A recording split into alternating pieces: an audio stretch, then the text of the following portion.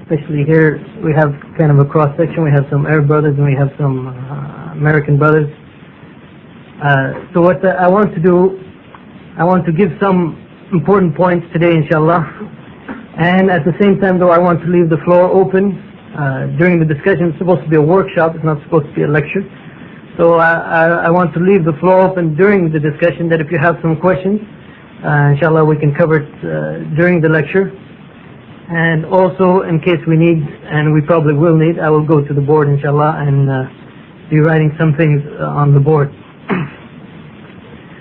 The first point that usually we begin with in this kind of class or this kind of workshop is a discussion of the importance of the Sunnah of the Prophet Muhammad sallallahu alaihi wasallam. Well, I would hope and I think, inshallah, that everyone here is familiar with the importance of the Sunnah of the Prophet Muhammad sallallahu alaihi wasallam, to the point that, inshallah, we do not have to discuss that in great detail.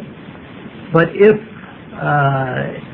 for some reason some brothers feel like they would like to discuss that in more detail, inshallah, when we start opening the floor for questions, inshallah, we can discuss some of the aspects or some of the evidences demonstrating the importance of the Sunnah of the Prophet Muhammad sallallahu alaihi wasallam. One other aspect that we might get into tomorrow, we're kind of covering, or at least originally I had planned to cover kind of two topics. That is an introduction to Ulum al-Hadeeth from the point of view of the scholars of Hadith, as well as a discussion of the Sunnah from the point of view of the Usuliyin, or the legal theorists. Well, inshallah, we will probably leave most of that kind of discussion for tomorrow, inshallah. So, first off, as I said, I'm not going to discuss the importance of the Sunnah unless you insist on it, in which case I will. I will simply remind you that the Prophet ﷺ told us in a hadith recorded in Sahih Muslim that everyone will enter Jannah except for those who refuse.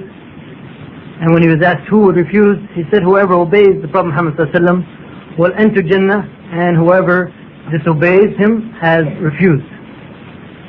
This one hadith of the Prophet ﷺ is the only hadith that, concerning the importance of the Sunnah, that I'll mention at this time, just to give us a reminder of, in fact, the importance of the Sunnah of the Prophet Muhammad ﷺ, that he has made it practically that simple, that if we follow him and we obey him and we follow his path, his Sunnah, then inshallah we'll be among those people who have accepted the invitation to Jannah, while in fact if we refuse to follow his Sunnah and we want to reject his Sunnah, we will be from among those people who have actually refused to enter paradise. Well, inshallah, as I said, as we go along and as we open the floor for questions, or as questions come, we'll get into some topics, inshallah, which are important topics from the point of view of what is happening in the Muslim world nowadays, and in particular here in the United States. Well, before I begin, I guess I should define Sunnah, as some brothers have asked me to do this, because apparently there is some confusion. Define what we mean by Sunnah, and define what we mean by Hadith. Well, inshallah, I'm going to define the Sunnah from every point of view except for the point of view that Ali al-Tamimi, brother Ali, would speak about, and that is from the point of view of Aqidah. That's his subject. I have a gentleman's agreement with him. I don't touch his subject, he doesn't touch Right, so inshallah, Musa, okay with you, we'll move to you.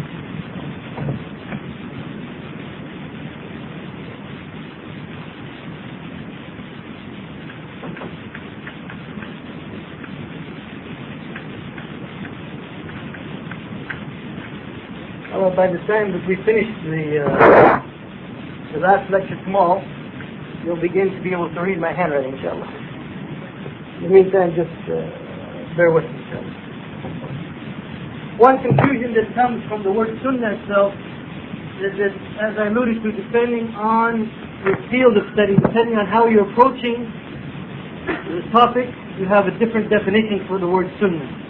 And this has caused some confusion, especially among American brothers and sisters, where they kind of think that, in fact, in one lecture, after I gave a long lecture about the importance of the Sunnah in Islam, one sister said, well, in my opinion, the Quran comes first and the Sunnah is okay. And if you want to follow it, it's good. If you don't want to follow it, it's up to you, basically. Well, this concept also, you hear it from some other people, and sometimes it's because of the confusion of the way that different people use the word sunnah. So, the word sunnah is defined differently by scholars of hadith, by jurists, and by legal theory. The brother mentioned that there's many different sciences that we need to know about. Here's three of them: ulum al-hadith and fiqh and usul al-fiqh, or legal theory. And as I said, there's another one which is aqidah. I will not get into that. While each one of these three groups, they discuss or they define the word sunnah based on how they're approaching the topic and based basically on what they want to do with the concept.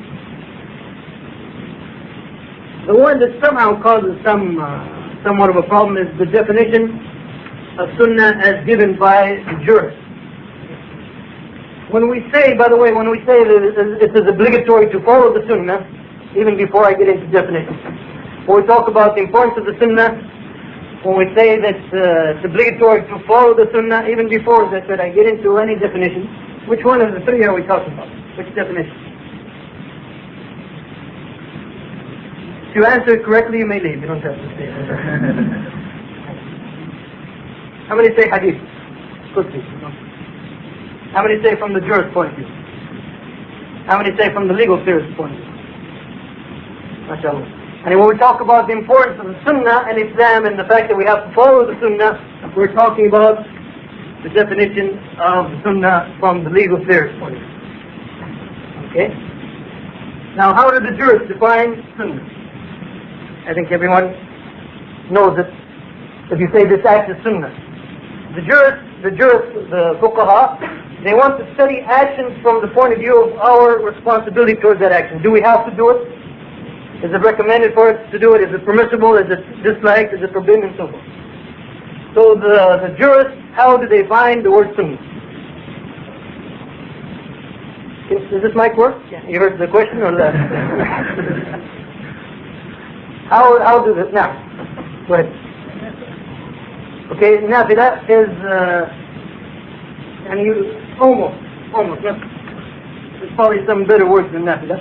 But basically, the jurists, when they talk about sunnah, they talk about an act which is not obligatory, nor is it simply permissible. It's something in between, which we might call a recommended act.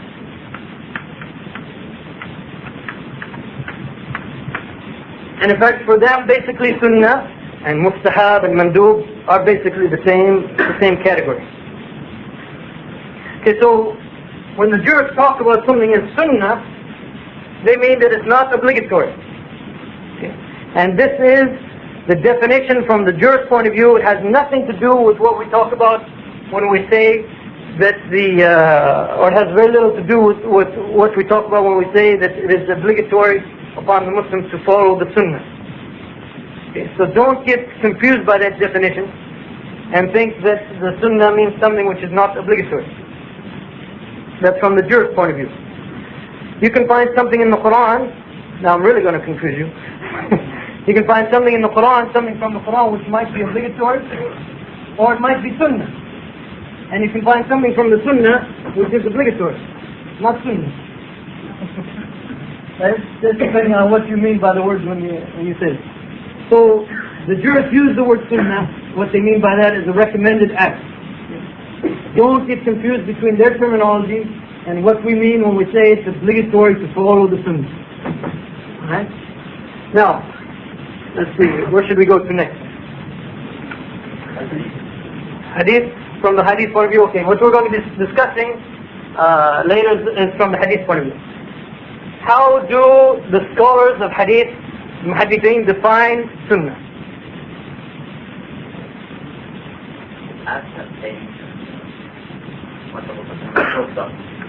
Act, saying, let's call it tacit approval.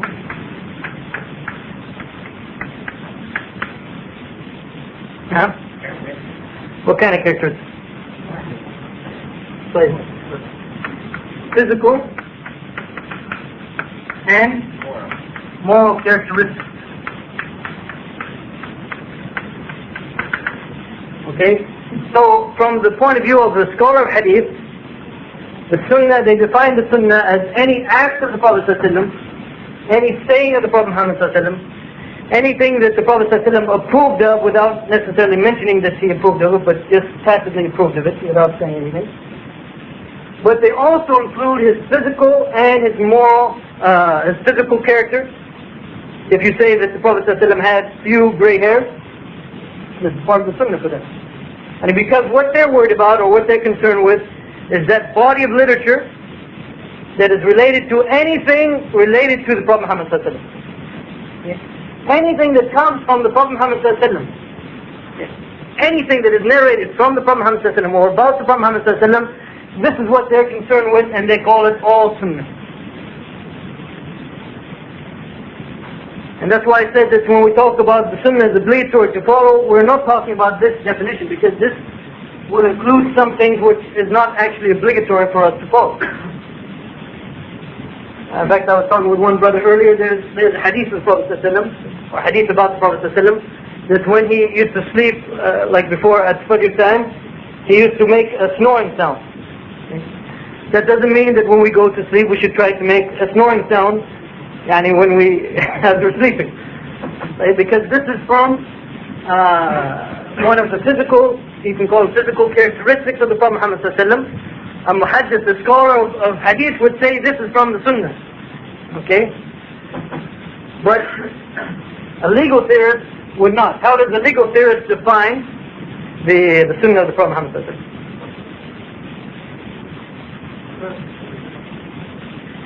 Okay, the first three, we have his sayings, we have his tacit approvals,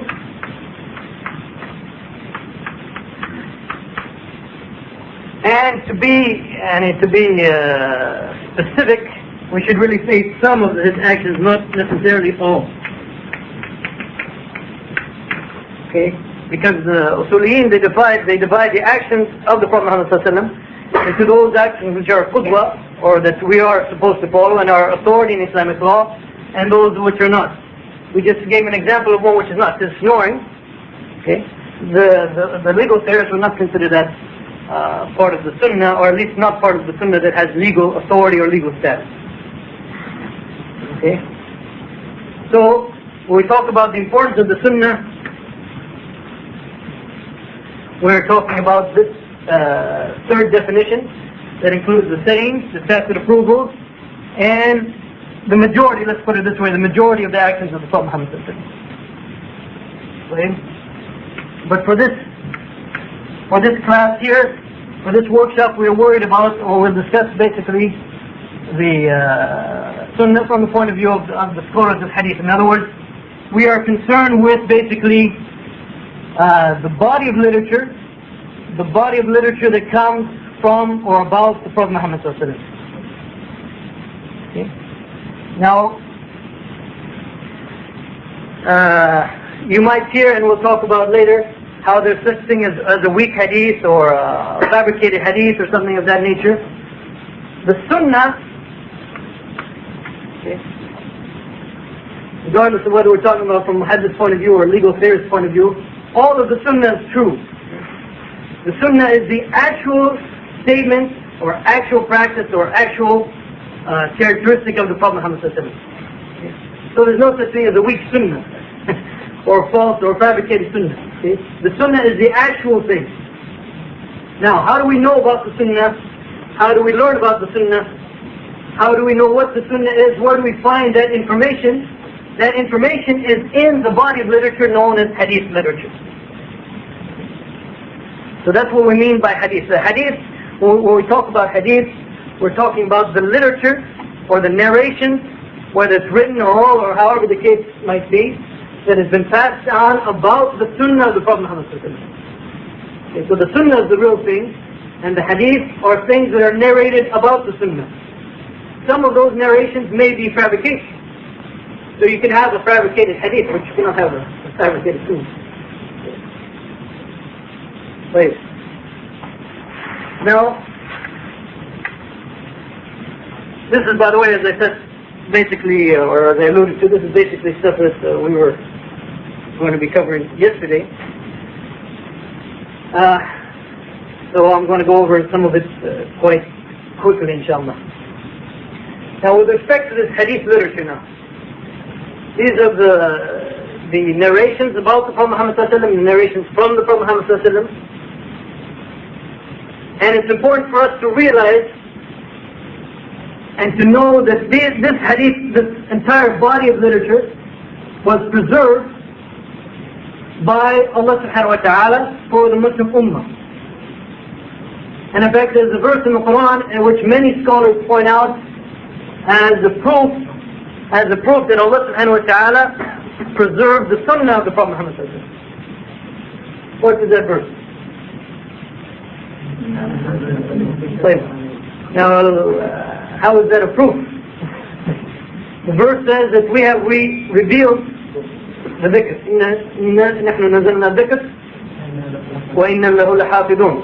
That we have revealed the dhikr and we shall preserve it.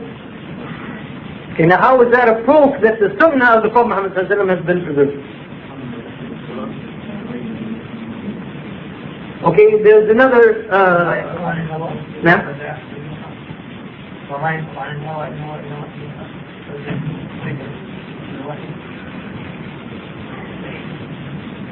let me put it a different way.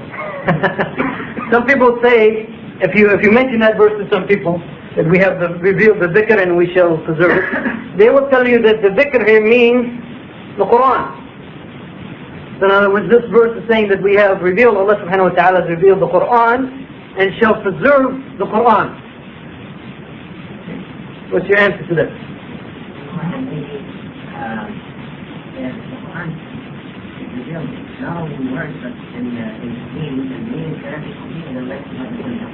طيب.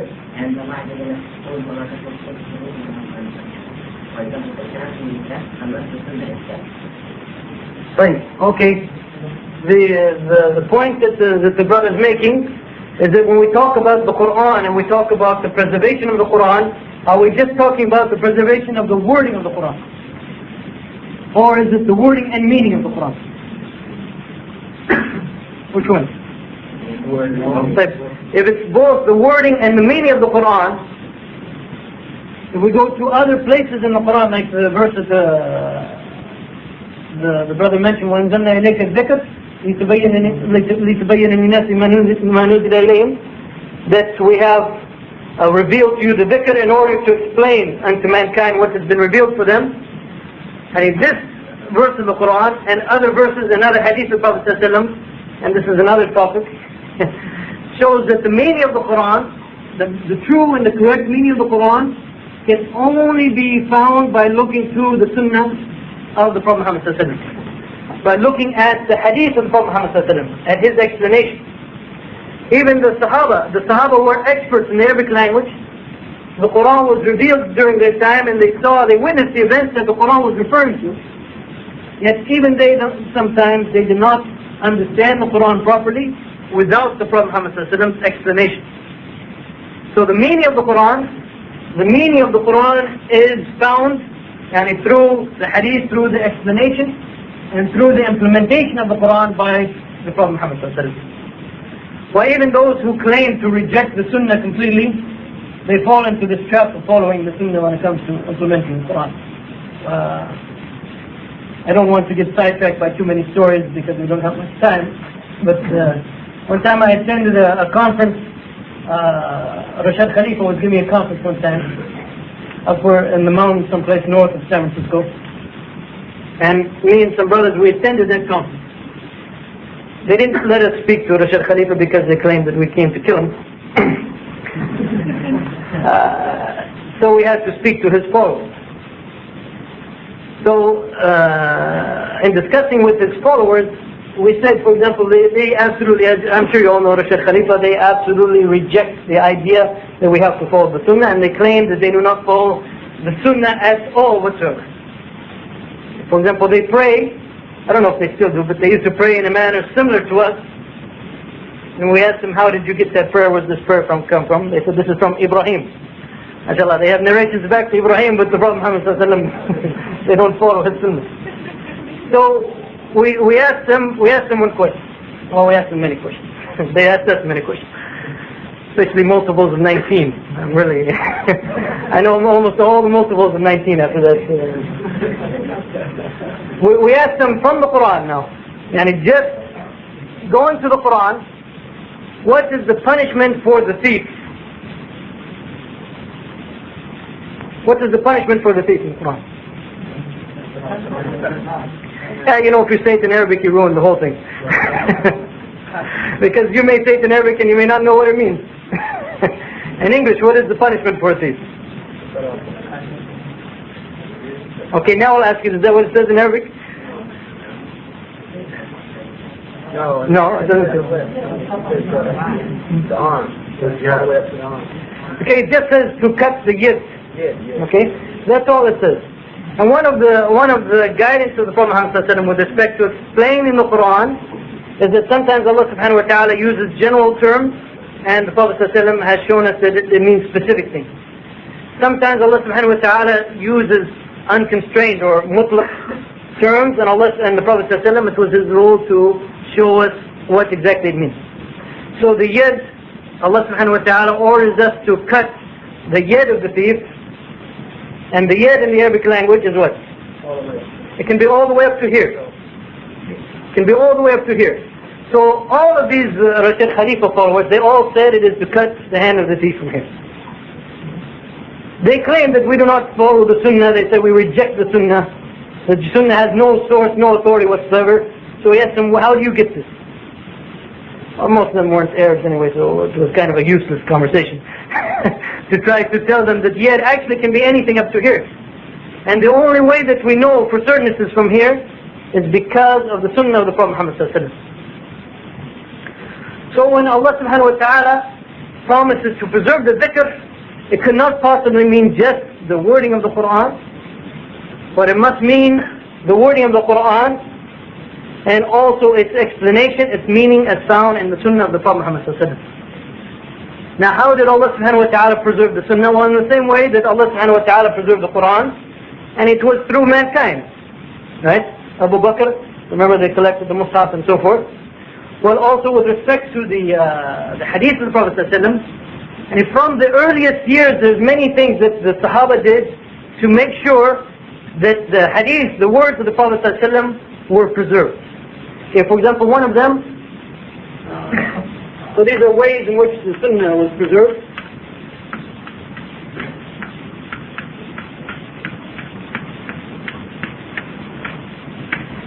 Now those who have studied science of Hadith before realize that we haven't gotten to anything related to science of Hadith yet, but inshallah, before the next conference is finished, inshallah we'll get to it. One thing they used to do is they used to record the Hadith of the Prophet ﷺ. Okay, now with respect to recording in general, I want to ask just two questions, make sure that we're all clear about this point. Is that in order for something to be preserved, does it have to have been recorded, physically written down? Okay, so in order for something to have been preserved, it's not necessarily the case that it has to be recorded, right? Now, even authenticity. Okay? For example, Lincoln's Gettysburg Address. Many people know that from the time of Lincoln. Even some people have never written it down, have never passed it down in written form, but they know it. 7 years ago, our fathers brought forth to fund this nation, and so forth and so on. If you grew up, I never read it in any book, but I knew it memorized before I ever saw it in any written form. So recording is not necessarily required to preserve something. And one of the attacks upon the Sunnah, as we talked about in the lecture earlier today, that's how the kuffar in particular tried to attack and make the people doubt the Sunnah. One of the ways that they made them doubt the Sunnah was by claiming that the Sunnah was not recorded. Well, first of all, it does not need to be recorded to be preserved necessarily. But also, we should also keep in mind that if something is recorded, is that sufficient for it to have been preserved? Okay. And these points are something that the scholars of Hadith knew very well. That for something to be preserved doesn't necessarily mean that it had to have been recorded. And just because it's recorded doesn't mean that it was preserved correct. But anyway, alhamdulillah, we know that from the earliest times in Islam, the hadith of the Prophet ﷺ were recorded.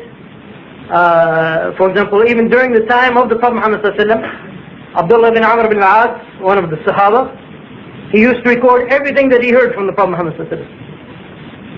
Well, even when some people told him not to do that maybe the Prophet ﷺ is a human being, maybe he gets upset, he doesn't want you to record what he's saying. When they told that to Abdullah bin Amr bin Waaz, he went to the Prophet ﷺ and he asked him about it. Well, the Prophet ﷺ told him to record, for nothing but the truth leaves his tongue. And we have actually many examples of hadith of the Prophet ﷺ that are recorded from the time of the Prophet Muhammad ﷺ. In fact, his letters that he wrote to other rulers, his letters that he wrote to governors and so forth, these are actually his hadith. They're no different from his hadith. So the recording of the hadith of the Prophet ﷺ began during the time of the Prophet Muhammad ﷺ. Some of the Sahaba had their own collections of hadith. Now before I continue, this is a footnote. All of you who know me, you know that I'm used to writing, not speaking. I don't like speaking. And when I write, I use lots of footnotes. The beauty of an article is in the footnote. That's my theory. There's some stories, by the way, about Abu Bakr that he had written down 500 hadiths of the Prophet ﷺ, and then he couldn't sleep one night, and finally he got up and he burnt those hadiths. And Aisha asked him why he did that. He said, because these are hadiths that I heard from other people and I don't know whether or not they are authentic from the Prophet Muhammad ﷺ. And this story is not true. And there was also another story from Umar ibn Khattab that he thought about recording the Sunnah, and he discussed with the Sahaba for about a month, and then finally he decided that the people before him were destroyed, the people before the Muslims were destroyed when they began to bring another book or another writing to compete with their book. And so therefore he gave up the idea of recording the Sunnah. Also, this story is not true. There's no, it cannot be authentically verified in any way. Yes. Did you have a question? This was very clear. The collection of the hadith was not done till the collection of the Quran is completed. Then you were asked to collect the hadith. They were not both of them done in the same time because the fear of confusion. This is Okay. Well, what was happening during the lifetime of the Prophet Muhammad ﷺ, you had hadith written, recorded, and you had the Quran recorded. But it seems clear from hadith of the Prophet ﷺ that he did not allow the Quran and hadith to be recorded on the same sheets. Don't want to use modern terms. On the same leaf, for example, on the same bone, to use more realistic terms, what they were using back then. They would not be recorded on the same item, on the same writing material. But as we saw, for example, Abdullah bin Amr bin Waaz, during the lifetime of the Prophet ﷺ, used to record hadith. And other Sahaba used to record the Quran. And in fact, the Prophet ﷺ, Sheikh Mustafa al-Azami, who's done a lot of research in the recording of hadith, also has a book about Kutab al-Nabi, or the secretaries or the writers of the Prophet Muhammad ﷺ. And he has found up to now over 60 people who their job was to write for the Prophet Muhammad ﷺ. Some of them were specialized just in writing the Quran. Okay. So when the Prophet ﷺ received revelation, for example, Muawiyah was one of them. When he received revelation, he would ask for one of these scribes who was just to write the Quran to record that revelation. For his hadith and his letters and others were jobs of other people to record. So they were actually both being recorded during the lifetime of the Prophet Muhammad ﷺ. But hadith, of course, hadith we're talking about a vast amount of literature. So we're not saying, and don't misunderstand me, we're not saying that all of the hadith of the Prophet ﷺ were recorded during the lifetime of the Prophet Muhammad ﷺ. And we're not saying that. Okay. All of the Quran was recorded during that time, but not all of the hadith of the Prophet Muhammad ﷺ. Now. There's a hadith that whether or not this hadith is authentic, but if it's authentic, there's another explanation. Because Rasulullah says, anyone whoever wrote anything but the Quran should erase it. I think this was addressed to the writers of the Quran at that time.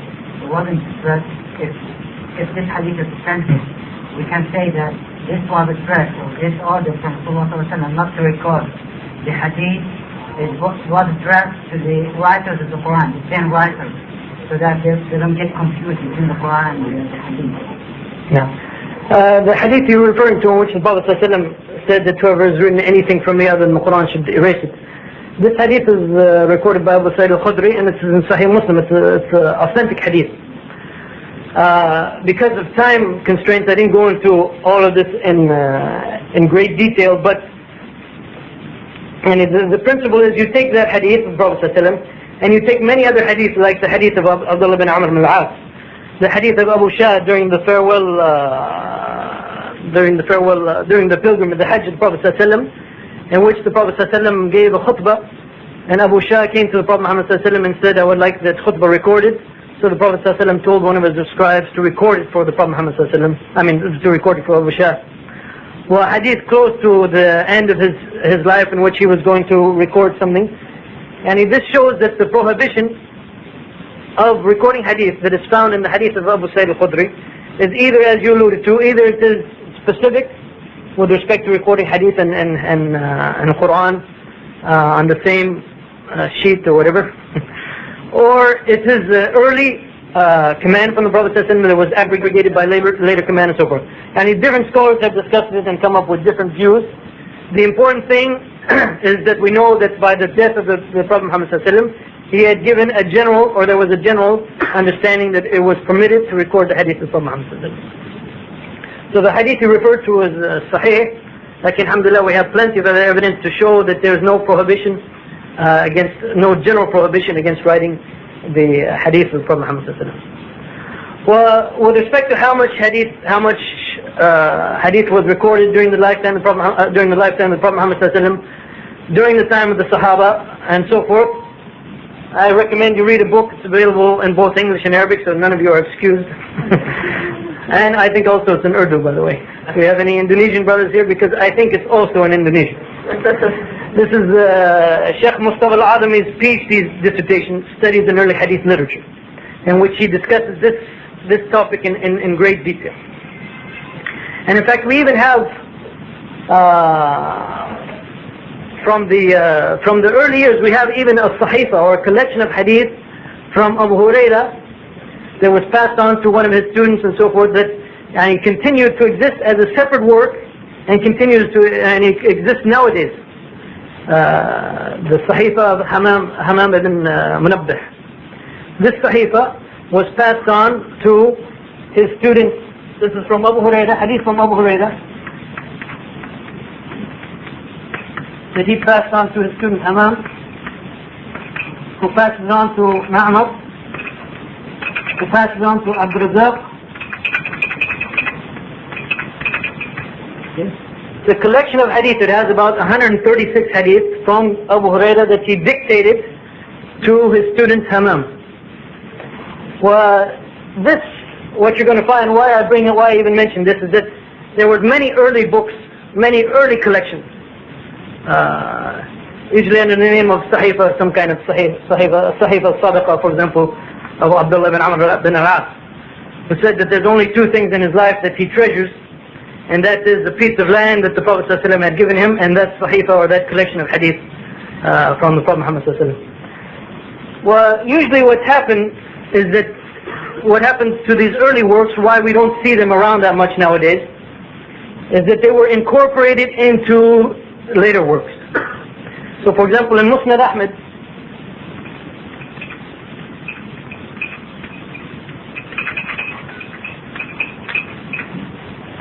Musnad Ahmed is a very large collection of hadith.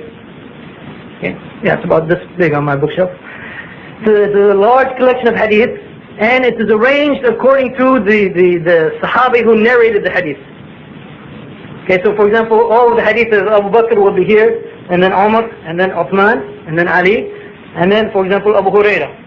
Okay, so what you will find is that this book was passed on by Ma'mar to Abdul Razak and also to other students, and Abdul Razak passed it on to other students and also to Imam Ahmed, and it continued to exist as a separate book.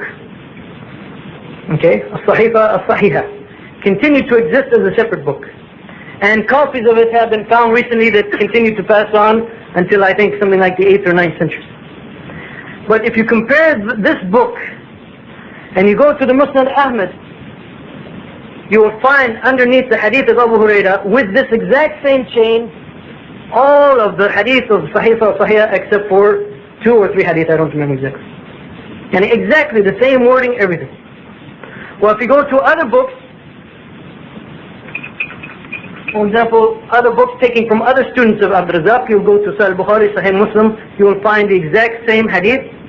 For example, I think 99 out of the 137 are in Sahih Bukhari or Sahih Muslim, with the same chain going back to Abu Hurairah and so forth.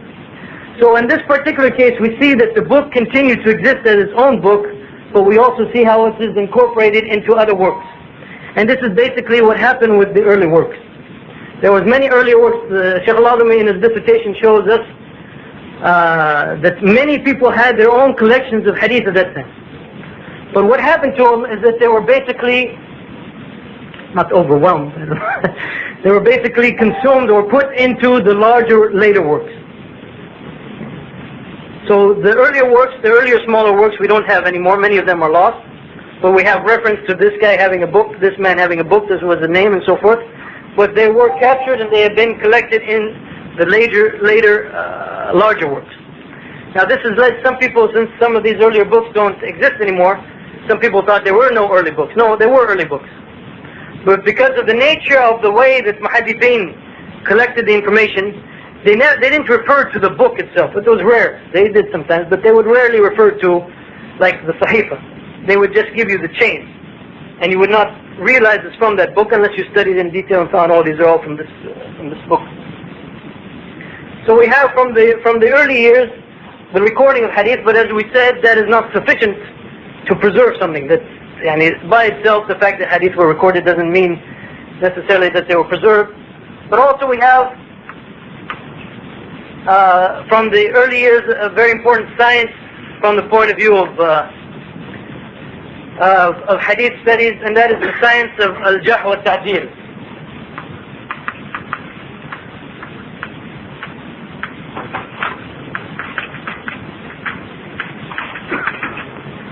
Okay, what is this science about?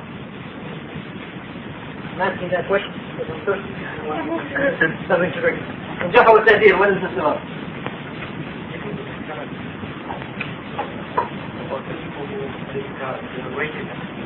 Okay, what about?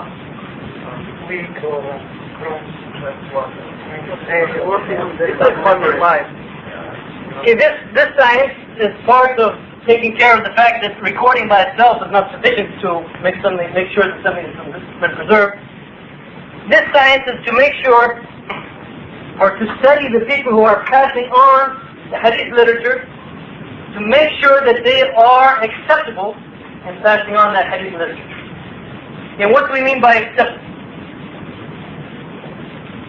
And for example, if someone comes to you right now and says your car is being stowed away, which one? Oh, okay. Trustworthy. So, giving the word of what they got from the people who narrated it. Okay, what's your name? Ismail. Okay, so someone comes in now and says, Ismail, your car is being stowed away. He looks honest, has a beard, sort of.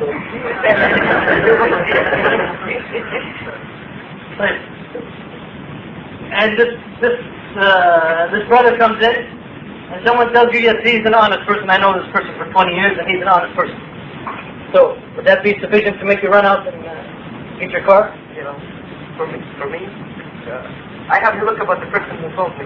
Okay, you know that person. Yeah, that's true. I mean, you have to look also who this guy is telling you. You know him? Yes. You know him for 25 years. Yeah. How old are you? 24.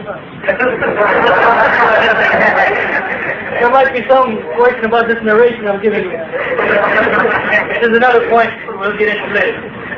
And so you know this guy since 1 year before you're born, and he tells you that the other one is honest. I would go and close the test.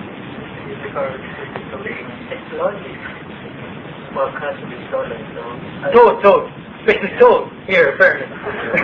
Very logical word. It's toad. But is that sufficient?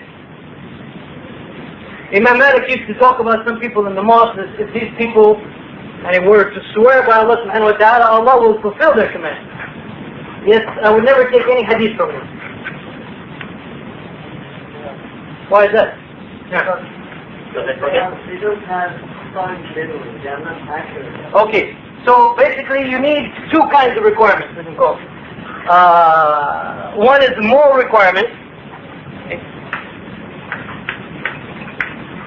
One is the moral requirement that you know that the person is not a liar. And the other one we could call it, I guess, academic requirement? Literary, academic, let's call it academic.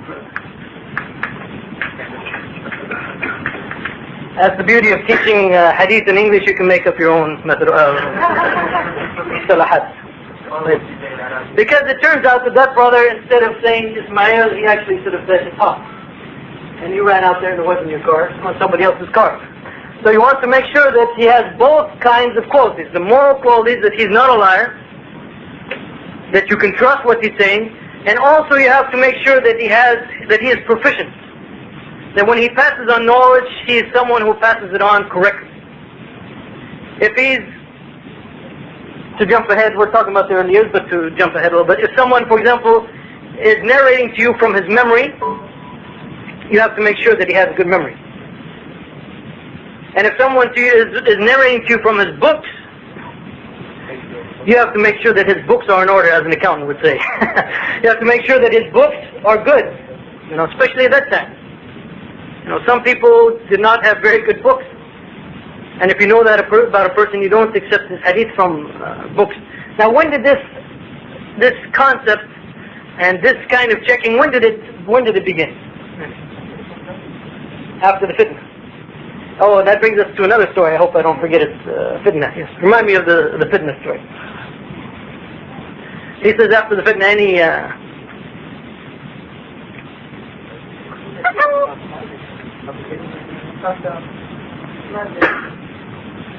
Okay, I say, and since I'm the teacher here, what I say goes.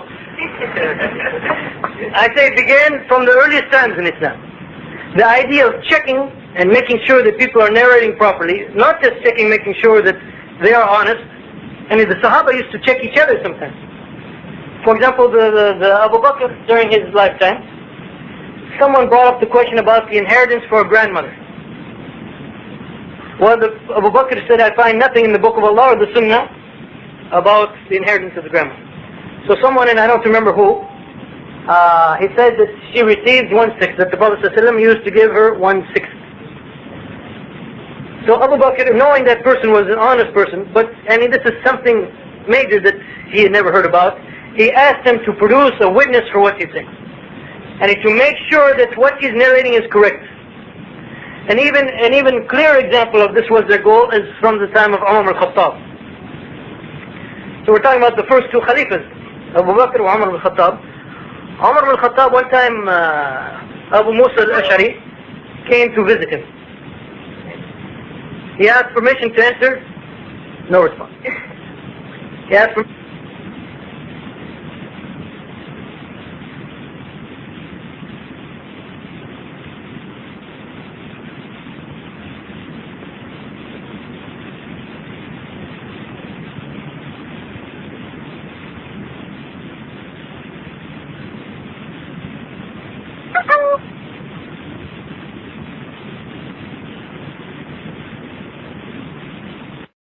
A witness for what you've said. Umar al-Khattab doesn't have to say much more than that. And he said, and so Abu Musa was frightened. And he went to a group of Sahaba who were gathered someplace, and he told them the incident. Well, they laughed about it because it's a woman hadith. To them, they knew it. So they sent the youngest one among them. He said, go with Abu Musa to Umar and tell him. Well, Umar al-Khattab told Abu Musa, he told him that I have no doubt about you. I do not have any doubt about you, that you're lying or so forth.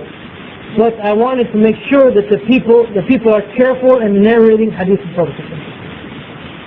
So the Sahaba were very careful to the point that, and if they could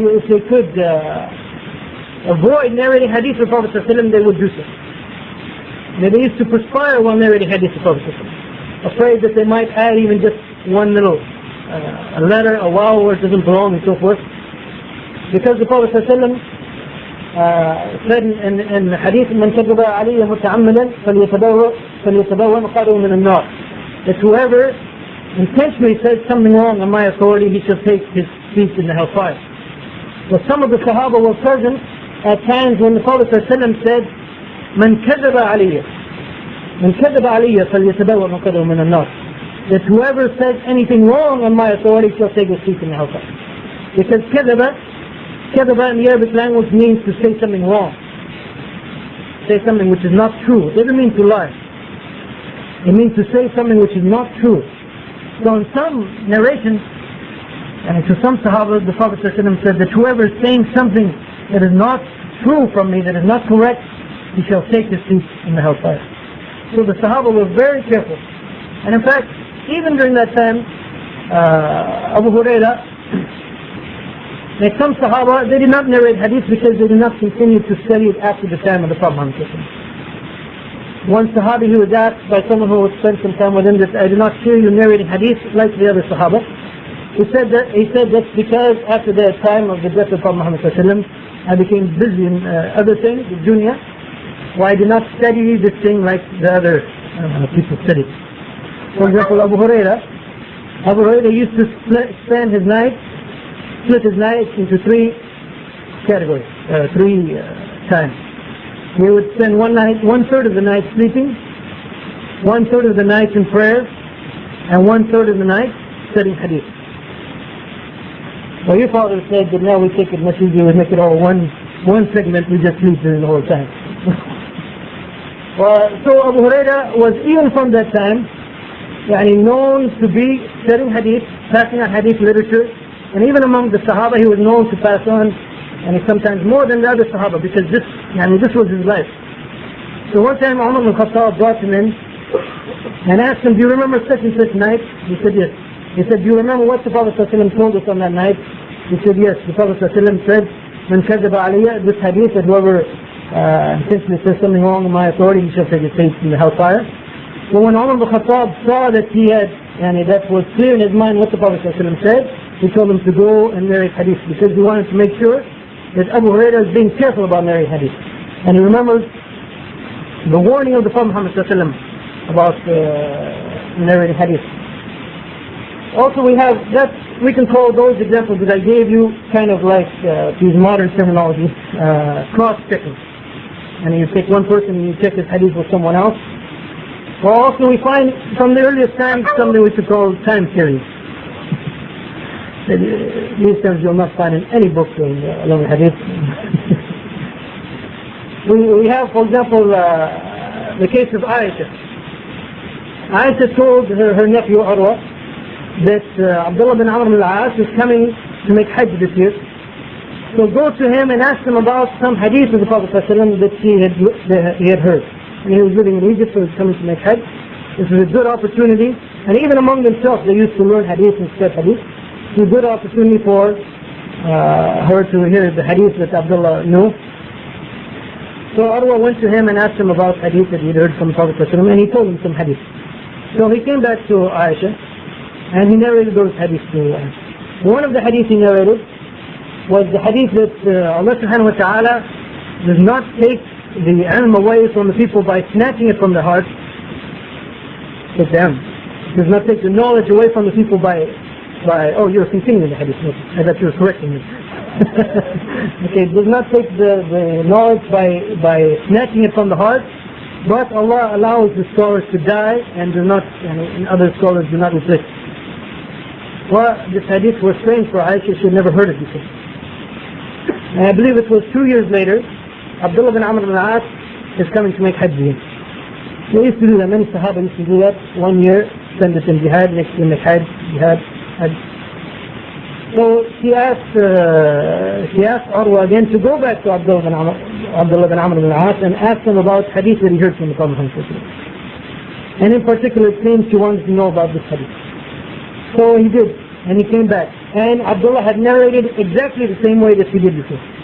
So Aisha said that he must have memorized it exactly as he heard it. And in other words, her goal was she wanted to make sure that The way he's narrating is exactly the way that he heard from the Prophet Muhammad sallallahu alaihi wasallam, and he does not change it 2 years later. It's exactly the same to make sure that this wording is exactly from the Prophet Muhammad sallallahu alaihi wasallam. So these things from the time of Abu Bakr, from the time of Umar and Aisha and so forth, these are really the development of the science of Jarh wa Ta'deel, where basically narrators are graded and tested to see how good they are.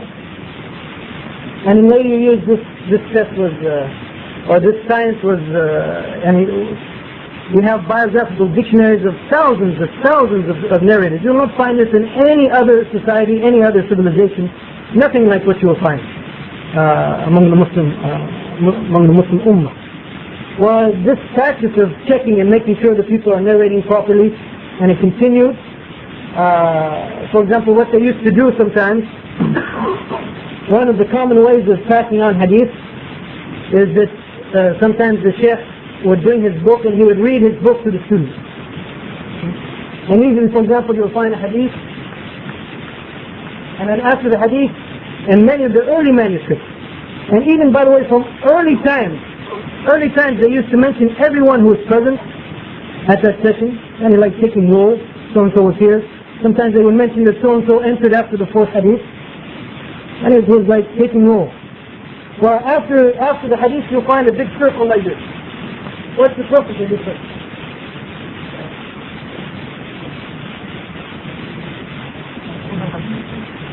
From his own experience.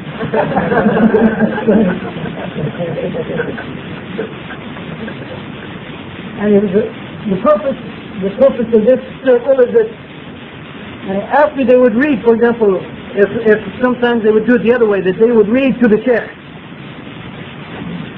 So after every time they would read the hadith to the sheikh, they used to put a line to it. I mean, they were not like us that we read, for example, after Maghrib, 15 hadith after Riyadh al-Salihin, and then we go, and 2 months later we might read a few more hadith. I mean, they used to read sometimes 3 or 4 hadith at a session, and they would go over them many times.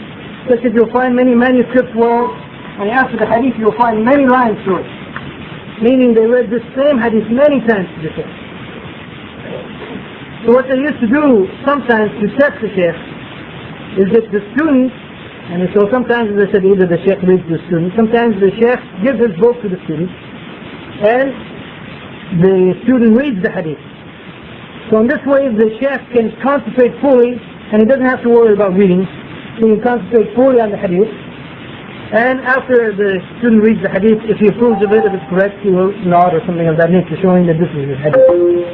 So sometimes what they used to do is they used to bring hadith that are not from the book, not from this book, and not from this sheikh, and they used to read hadith. So the sheikh just sits there, that's my hadith, that's my hadith, and it's not actually his hadith. This was some of the ways that they would notice that this person is not careful in narrating hadith, and this person is not able, or is not able to distinguish his hadith from other hadith. So if he's known to do this often, and he will be known as a weak narrator hadith. This person doesn't know his own hadith that he's narrating. Well, another example comes from the life of Al-Bukhari. Al-Bukhari, when he was young, he was traveling as they used to all do. The young scholars used to travel throughout the Muslim world, gather hadith from all corners of the Muslim world, and then go back, usually, not always, go back to where they came from, and then teach. So Al-Bukhari, when he was young, he was coming to Baghdad, and his reputation was already preceding him. They already know this is the young Al-Bukhari coming, the great Sheikh Al-Bukhari, the great young Sheikh Al-Bukhari. So he comes to Baghdad, and there are people there waiting for him, and they meet in a public place, and there's 10 scholars and a whole bunch of awam, a whole bunch of commoners. Okay. And so each scholar comes up to Al-Bukhari and reads him 10 hadith. Well, after each hadith, Al-Bukhari says, I don't know this hadith. After each hadith, I don't know this hadith. Like the scholar finishes, the other one stands up, reads him 10 hadith. After each hadith, I don't know this hadith. And probably by this time a few in the audience started to leave. And this person must not be what we thought he was. And so they all finished, the 10 scholars finished. That's 100 hadith they read to him, and after each hadith, he said, I don't know. So this was a study of al-Jarh wa Ta'deel. Because after they were finished, then al-Bukhari said, well, I will tell you what hadith I know. So he started from the beginning to the end. All 100 hadith. What they did, the scholars of hadith know the hadith, not just the text of the hadith, but they know exactly who narrated and where it came from. So what they did is they used to give the hadith with the wrong isnad. So when they give the hadith with the wrong isnad, this is called a hadith. So al-Bukhari said, I don't know this hadith. So when they were all done, he reread all 100 hadith with the correct isnad. He's saying, and these are the hadith they know. The scholars, of course, knew, and all along this person must know. At the end, even the audience is convinced. And when he read all 100 hadith with the correct, Ibn Hajar, writing on this incident, he said it's even more interesting that he remembered the all 100 hadith and gave them back in the order that they read them to him. So this science of Jarh wa Ta'deel, actually, where they're testing al-Bukhari to make sure that al-Bukhari is someone who is proficient and so forth. And this is one of the ways that Allah subhanahu wa ta'ala preserved the hadith of Prophet from the early years, the science of Jarh wa Ta'deel. Another way, and from the early years of Islam, perhaps, the use of the Islam. How early does this go back? When did the Islam begin to be used? Otherwise, does anyone have any questions? It's supposed to be time for questions. There's my... No, remember, don't be intimidated by instructions. These are his instructions. Do not be intimidated or irritated by anyone. That must include the speakers. So any questions at this time? Yes. No, I haven't finished. So no questions? So when did the use of this isnad begin?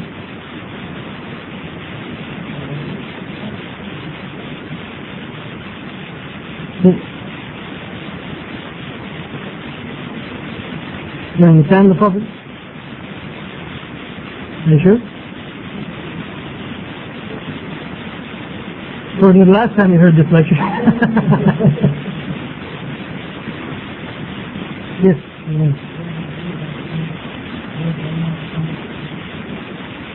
This hadith, I don't think is authentic. There's some problem with the sanad of this hadith. Yeah? Yes, I know. Yeah, I know the hadith. Yeah. Yes.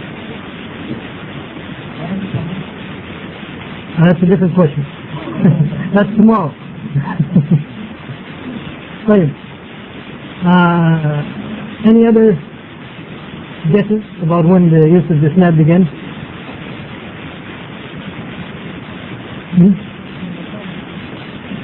Now what's your proof?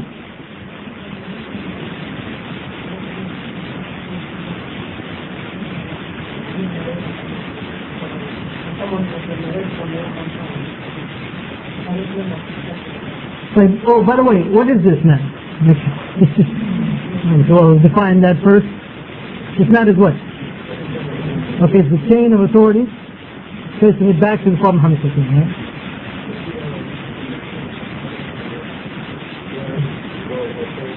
This is not a class in logic. So if a Sahabi, if a companion of the Prophet Muhammad heard a hadith from the Prophet and then he narrates that hadith, the Prophet says, can you mention the isnad?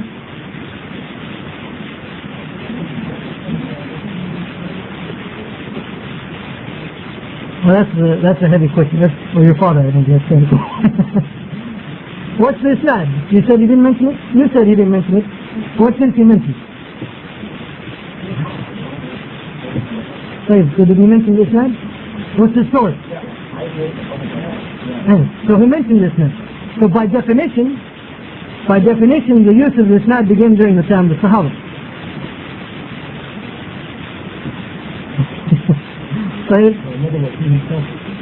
Yeah, I mean he heard it from the Prophet. He didn't hear it from anybody else. So when he said, I heard the Prophet ﷺ say this, it's not as mentioned.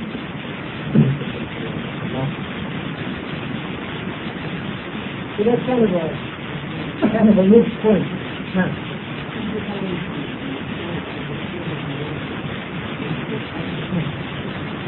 Did you want them to invent one?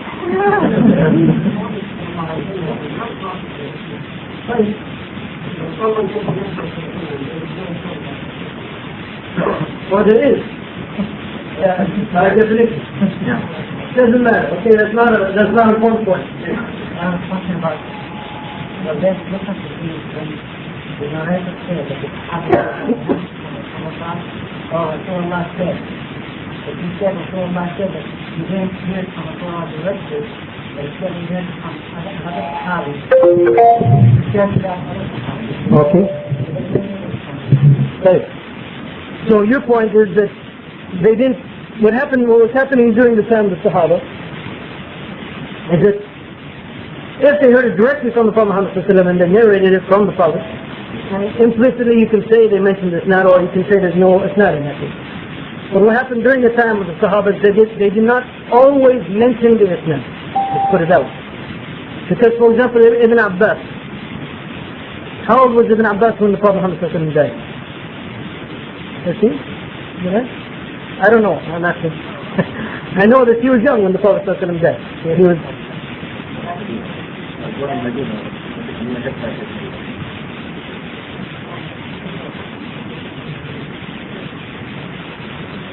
I don't know. I believe you're both fiqh. I believe both of you. Okay, so he was young when the Prophet died. Now, they say, some scholars of hadith say that actually of the hadith that he passed on from the Prophet he only heard 8 of them directly from the Prophet. And in fact, one time he was asked how did he get his knowledge. He said he got his knowledge by standing in the cold wind and waiting for the Sahaba to come, the elder Sahaba to come out of their houses, so he could ask them about the Sunnah and ask them about hadith and Prophet. So here's a Sahabi who got most of his knowledge actually from the other Sahaba. But he did not always mention that I heard this from so-and-so from the Prophet. He would usually narrate it directly from the Prophet. This is called the Mursal of the Sahaba.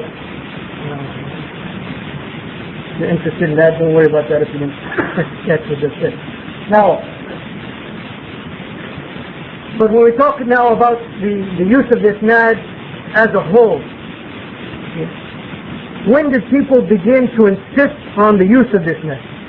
When did the muhaddithin begin to insist, okay, what are your sources? Now, after the fitness. What's the fitness? Okay, the death of Uthman. What year was that?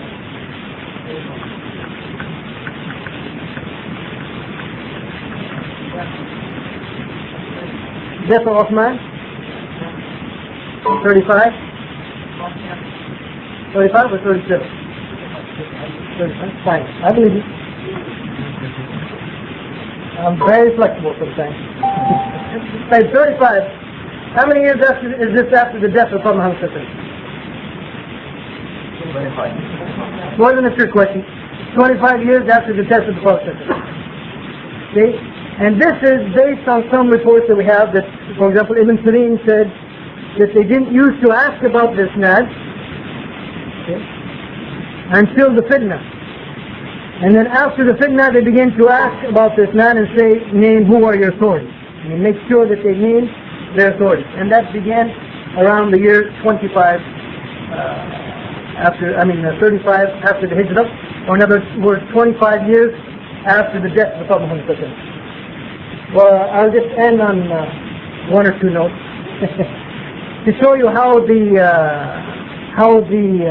Mustashriqeen, or how the Orientalists think, if you want to call it thinking, their approach to Islam. One person, his name is Shah. He wrote, from the Orientalist point of view, he wrote one of the most important books on Islamic law, him and good students. Okay? Now Shah is talking about the use of this net. Now, Shaykh believes, by the way, he has this theory that the isnad was projected backwards. Okay? And he concludes that the better the isnad, the stronger the proof that the hadith is fabricated. And because he says that until 200 years or 250 years, they didn't have the isnad. So they had to make it up backwards. Okay. What does he do about this statement of Ibn Sirin, which is narrated authentically? It comes from many things. There's no question about the authenticity of this statement from Ibn Sirin, at least from our point of view. What does he do about it? Well, here's what he does about it. The statement is that they did not used to ask about people in this not until the fitnah. Right? What do you understand from that? What does any third grade Muslim understand from that? The fitnah. Everyone knows what the fitnah was, right?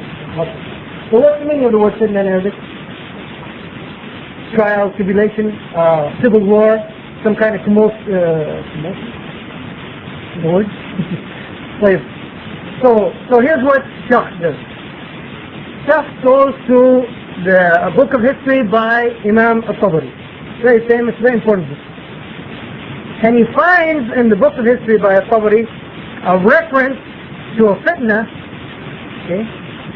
The fitna was the death of someone, I forget his name, Walid ibn Yazid, something like that. Okay? This fitna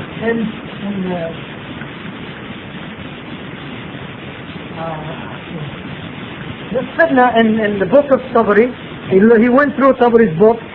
I guess he skipped the first 500 pages when it talks about the fitna of Uthman, and he finds a reference to a fitna in the year 127, the death of Walid.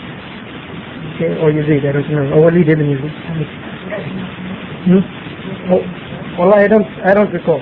Don't recall the exact. Well, I don't recall the exact. He found the word fitna anywhere, somewhere in the Tabari. So that happened in the year 127. So what did he conclude? Did he conclude that this nad began to be used in the year 127? No, that's too much. What did he conclude? Well, he went back to the statement from Ibn Sirin. As I said, it was narrated by many people from Ibn Sirin. And you know what he did? He went back to the statement by Ibn Sirin and said, until the fitna they didn't used to ask, and then they used to ask name the authorities. And he said, look at this. This statement by Ibn Sirin died in 111. So the statement must be a fabrication. That's his conclusion. The statement must be a fabrication. And instead of looking for a fitna that occurred before Ibn Sirin, because this has been narrated by many people from Ibn Sirin, no. He said, no, it must be a fabrication. Because this is the fitna in 127, and Ibn Sirin died in 111. So then he goes on to say that the isnad was not used to 61 and 230 and so forth. While in fact we know that it became prominent and important, and people stressed on it by the death of Uthman. I'll just mention one last thing here. That traveling in search of hadith was another way that Allah subhanahu wa ta'ala preserved the sunnah. Again, I'm going to say detail about that. Even if it is interesting subject. And in fact, Al-Baghdadi, I want to get your question. Second, don't leave me. Al-Khatib Al-Baghdadi has a book that is called Rihla fi Talab al-Hadith. What's the book about? Now this must be a good question. What's the book about? Book like this. Rihla fi Talab al-Hadith. What's the book about? Huh?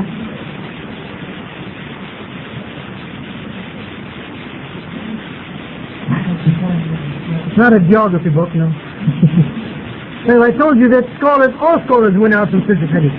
This is a book about scholars who went out in search of one hadith. That they would travel, for example, for 1 month to verify one hadith. And this started during the time of the Sahaba. One of them traveled from Medina to Egypt to meet another Sahabi to ask him about a hadith, and he told him that you and I are the only ones alive today who heard that hadith directly from the Prophet Muhammad. So this book is a collection of people who went out, collection of stories about people who went out in straight miles just to find one hadith. So Musa, you have...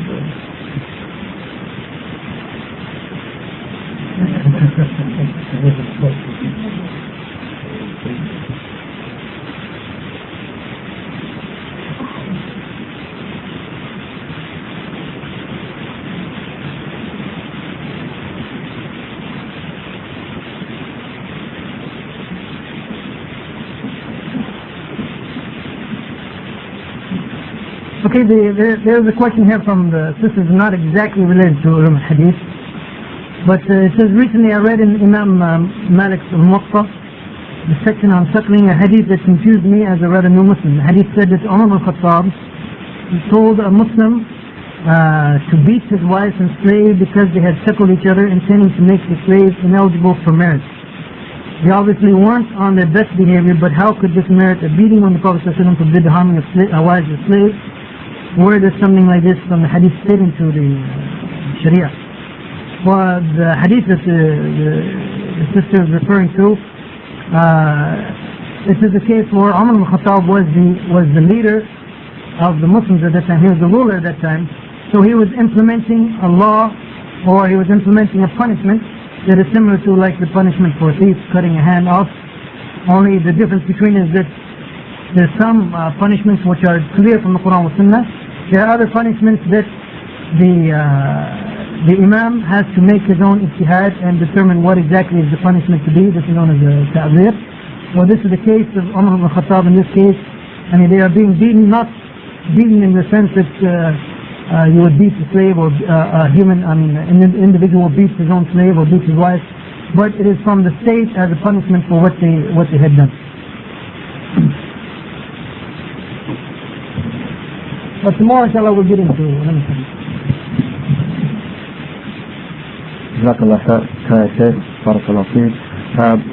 Brothers and sisters, alhamdulillah, our brother has enlightened us. In spite of the short amount of time and the broad subject, alhamdulillah, he has touched on some issues that inshallah may have helped to motivate us to want to know more about this subject. It is a very wide subject and a deep one. Inshallah, let us try to, in the future, get more information about this subject by attending lectures like this, or inshallah getting literature on the subject, and always asking about issues in hadith and other sciences of the deen, inshallah. And with that to say, subhanakallah wa bihamdihi astaghfiruka wa atubu ilayk wa ashhadu an la ilaha illallah wa astaghfiruka wa atubu ilayk. Assalamu alaykum wa rahmatullahi wa barakatuh.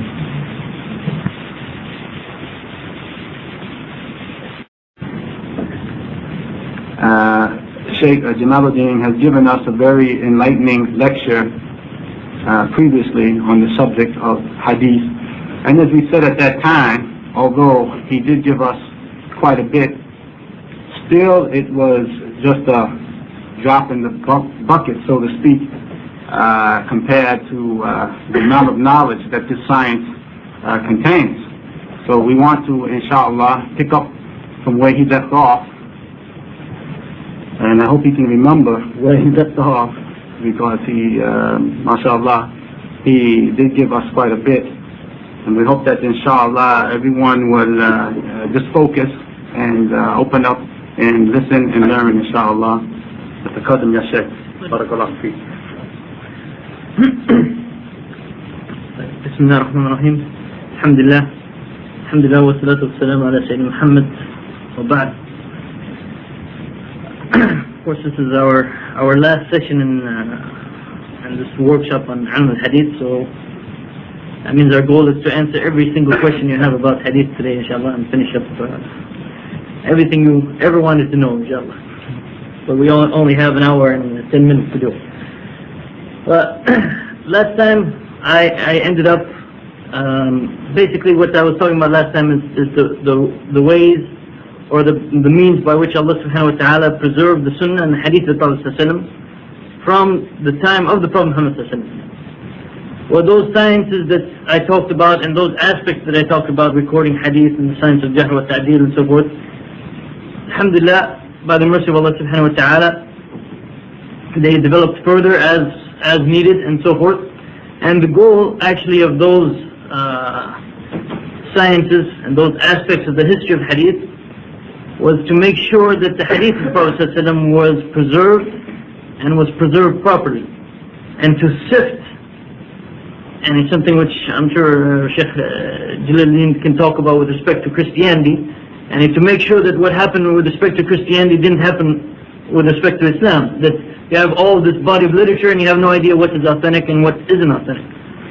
So, alhamdulillah, the goal of this science was to sift the material which has been properly preserved from the time of the Prophet Muhammad ﷺ, to sift that material from the material that had not been properly preserved, either because people were mistaken or were not very careful in their narration, and also to sift the material that had been, or people had tried to add to the authentic hadith material by means of forging hadith and fabricating hadith and so forth.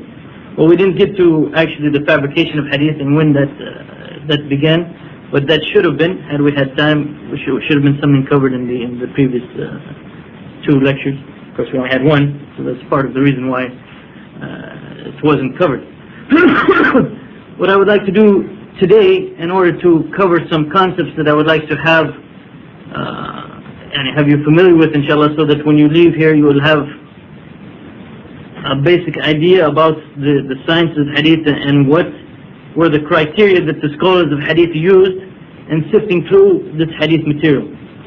So what I would like to do today, inshallah, is basically I'm going to discuss what is meant by an authentic hadith, and what the scholars mean when they say that this hadith is sahih or this hadith is hasan, and what are the conditions that they lay down for it. And as I said, and there's many questions that people have about hadith, especially here in the United States where we don't have that much literature available. And so therefore, I hope, inshallah, that if you have any question as we're going along, if it's completely not related or not the time for it, I will just tell you I will discuss it, or we'll try to discuss it later. But otherwise, I hope, inshallah, that you will feel free to ask these questions that you might have related to hadith literature, for example, that's available in English and so forth. Well, our final goal originally was to show the importance of the science of hadith of the Prophet ﷺ. Because these hadith, as we would have talked about the importance of the sunnah, and these hadith really are our deen, our religion. Well, I was going to take one example of the hadith of the Prophet ﷺ to show you how important is this topic, how it relates to our daily lives, how it relates to our deen. And I was going to take an example, and as I said, we probably will not have time for this, but inshallah, at least some of you will walk away with some material that I have here. Not all of you, I don't have that many. But I was going to discuss the hadith about whether or not it's permissible for a wife to spend her own wealth without her husband's permission. And there's about 5 hadith related to it, and I discussed them in detail in this article. And for 2 of the hadith, for example, here's the chains of 2 of the hadith, and we could have gone through this kind of thing, but as I said, I doubt if we'll have time. Inshallah, we'll figure out some way to distribute these equitably. Abdullah already has his copy, and that's probably staying with him. Maybe we'll auction them off at the end of the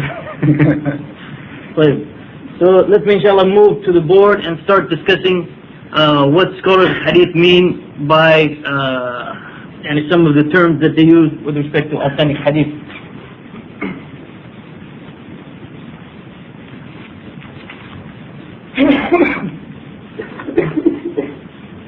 Basically, hadith, if we want to take all the hadith literature, we can divide it into 2 categories. Hadith which are acceptable or maqbul, and hadith which are rejected. Okay. Right now, for the time being, we're just going to worry about hadith which are accepted. Okay. And the scholars of hadith divide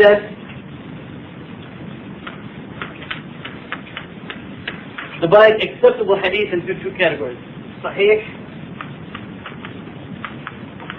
and Hadeeth. I don't know if you need the... my Arabic handwriting is very poor, so I'll do my best to write as little as possible in Arabic, but they are the two terms that we're discussing here, Sahih and Hasan. So if you take any report, any kind of narration, for example, if I were to tell you something, like example, something I mentioned last time, the Gettysburg Address of Abraham Lincoln. If I told you that Abraham Lincoln said, on such and such day he gave this speech, this famous speech, 77 years ago and so forth, and this is a kind of narration or kind of report. I want to know, just logically speaking, just thinking about this matter, what are some of the questions that you would like to know? And even we touched upon this briefly last time. What are some of the questions that you would like to know about the source of that report? If I'm telling you that Abraham Lincoln said such and such, and what are some of the questions, for example, that would come to your mind?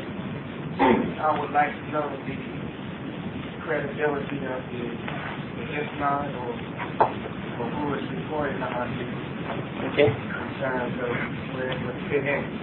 Because by just saying that, I would like to know the source. Okay, so for example, with respect to Abraham Lincoln and his Gettysburg Address, suppose I told you that my father told me that Abraham Lincoln said such and such. Yes. So I'd like to know who you are, that's your character. You don't know me yet? But I'm saying, if you told me that, then I would like to know who you are and your character, so I know that you're not alive, then go on to the next. Okay, back to Abraham. All right, so we take me. Okay. I'm just going by what you folks are saying. Okay, if it's right or wrong, I'm not worried about it for the time being. You want to know about my character? Okay, and you said, what was it again? You said, yeah, what? Well, I was using the term Islam, which deals Okay. with credibility of narration. Okay, so I told you that my father told me this.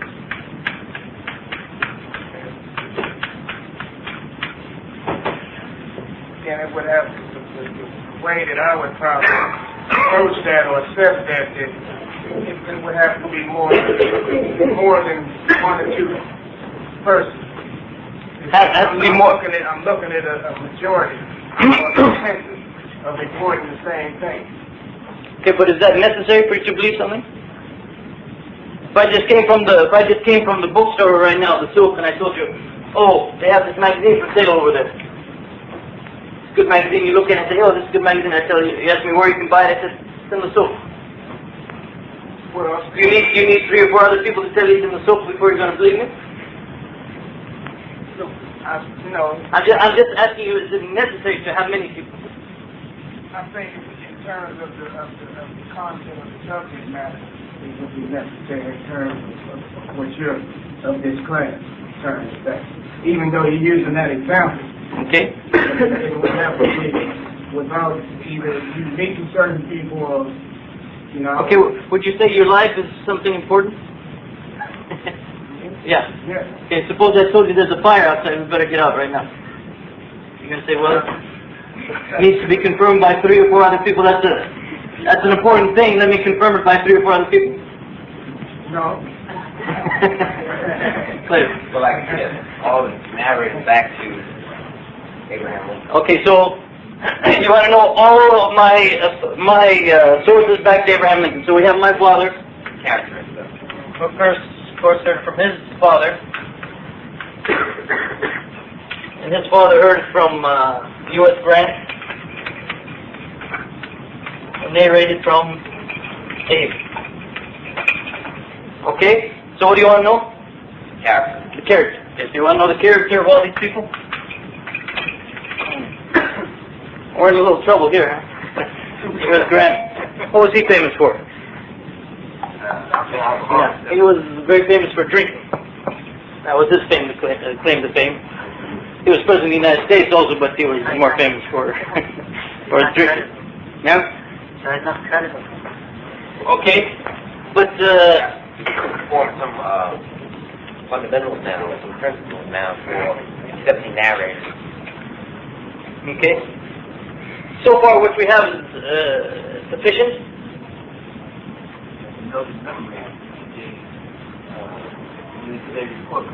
Okay, so you don't want to just know their moral character like we talked about yesterday. You want to know their moral character as well as whether or not they are proficient. Right? Okay, so we want to know their moral character and we want to know that they're proficient. Does that have to be for everyone or is 90% okay? Okay. So if someone is unknown,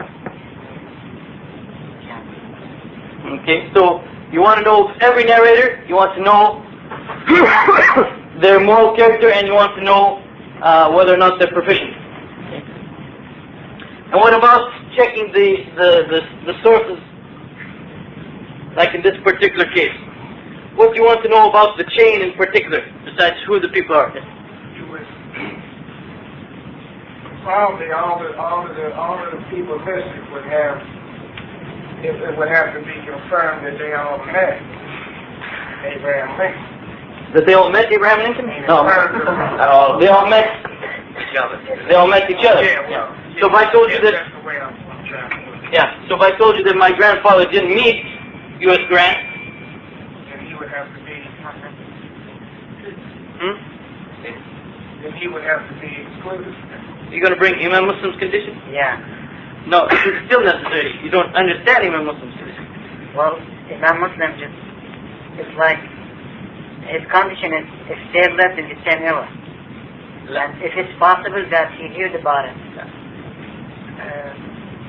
That's what Imam, I mean, that's Imam Bukhari, meeting and living in the same era. That's talking about Ma'an and Hadeeth where the person used the word an and he did not make sidlis, which don't worry about any of that for the time being. But if he says Hadathan or something like that, Hadathan is, he matters because of the using of Hadathan. if he's not alive. So you're talking about a particular type of Hadith, okay? Don't worry about that for the time being. Is there anything else that we need to know? What about deficient in memory or anything? Okay, that would be proficiency here. Oh, okay. Anything else? What do you mean by it? Just throws out a word in Arabic and...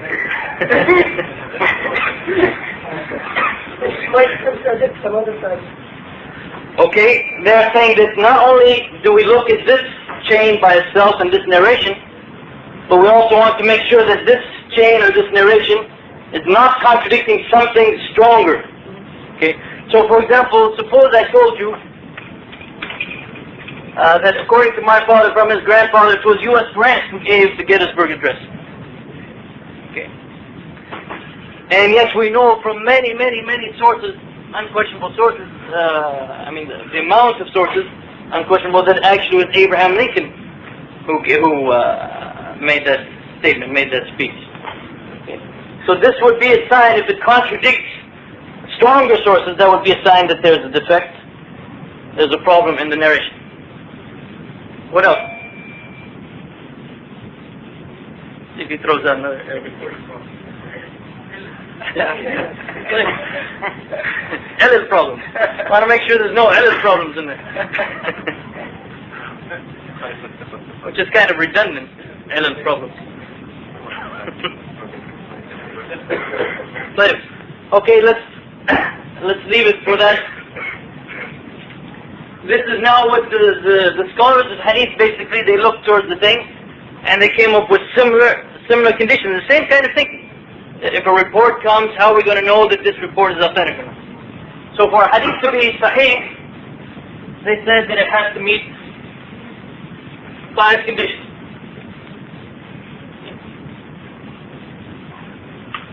The first one is the chain of authorities, like what we talked about here, has to be unbroken.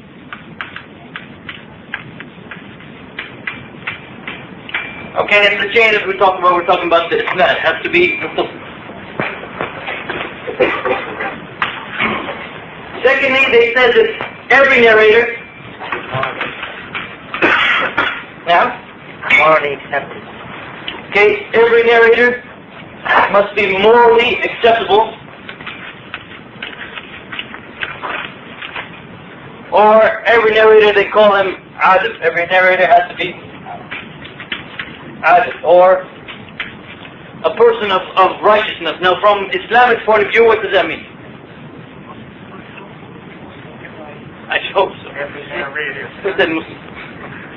Yes, from Islamic point of view, we don't take knowledge of religion, Hadeeth, for example, from kuffar.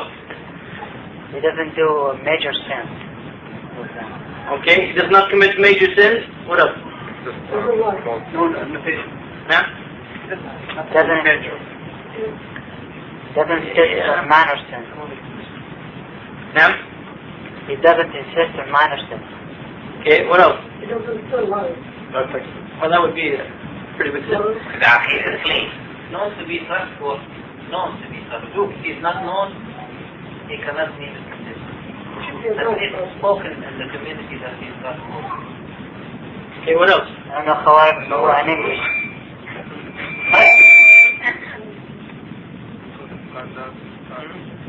He doesn't follow the code of conduct.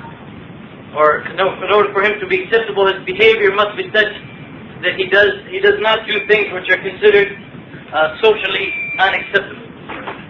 Okay, what else? Mature adult. What else? No, we're just talking about moral character. Well, also, I mean, it's good that if he performs the wajibat. Well, no. This is something none of you mentioned. This is also something that they thought of. Something there. And he performs the wajibat, he performs the obligatory deeds, and he remains away from the muharramat as far as we can see. And also he's not known to be someone who is doing things that are socially unacceptable. Because if he's doing things that are socially unacceptable, and if he doesn't care enough about his own reputation and his own standing among the people, then we cannot trust that he cares about, and carefully about what he narrates, that he makes sure that he narrates correctly, and he will not be spotted to be a liar or someone who commits mistakes. Well, let's say for the time being, just to make you all happy, he should be free of bid'ah. But that's not necessarily 100% correct. Okay? And there's some reason for that. There's some reason why that's not 100% correct. But let's not worry about that for the time being. It's an introductory course. You can take that in the graduate course. Now, what else?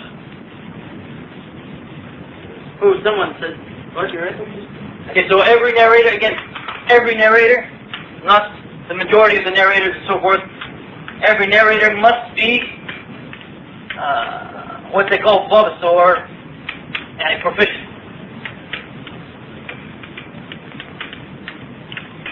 And we talked about yesterday how they used to test different narrators to make sure that they were in fact proficient. Okay, what else? That's the first one. The first every word that you throw out. Okay. There can be no what they call shudud. And this is not the modern day meaning of the word shad.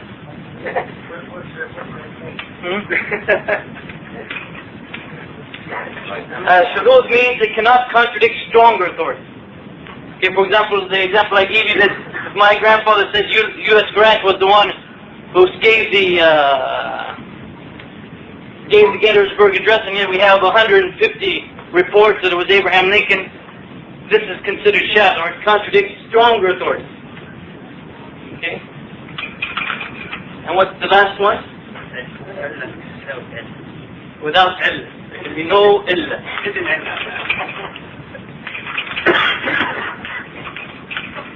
Good thing this class is in English, huh? Illah, what it means here in this particular case means a hidden, damaging defect.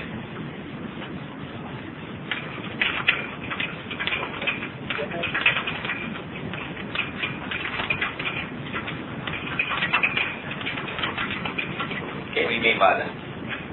Huh? Oh, you have to explain these too? Not just... okay, I can give you an example. you label them before? Only Arabic. Who's that? No, because there are some people who don't know what to do. They want to take notes. Now, Summarize the meaning. if no shuzuz means it cannot contradict stronger sources.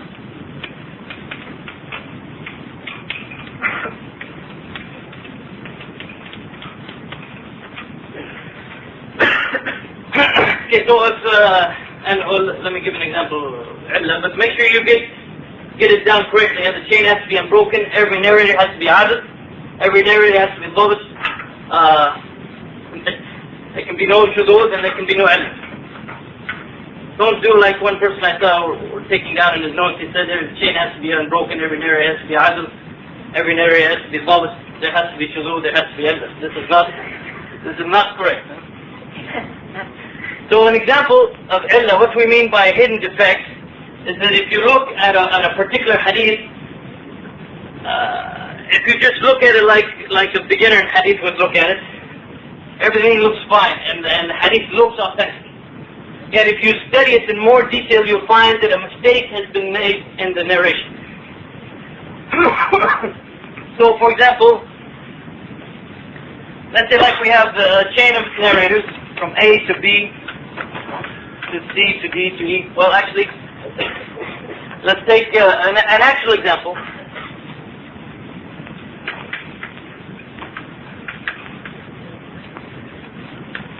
Okay, there's sometimes a common case of something which is considered ma'loon or mu'allal, depending on whether you consider Allah having a 3 root or 4 letter 3 root source. Is what you can find sometimes is you will find an authentic statement of a Sahabi.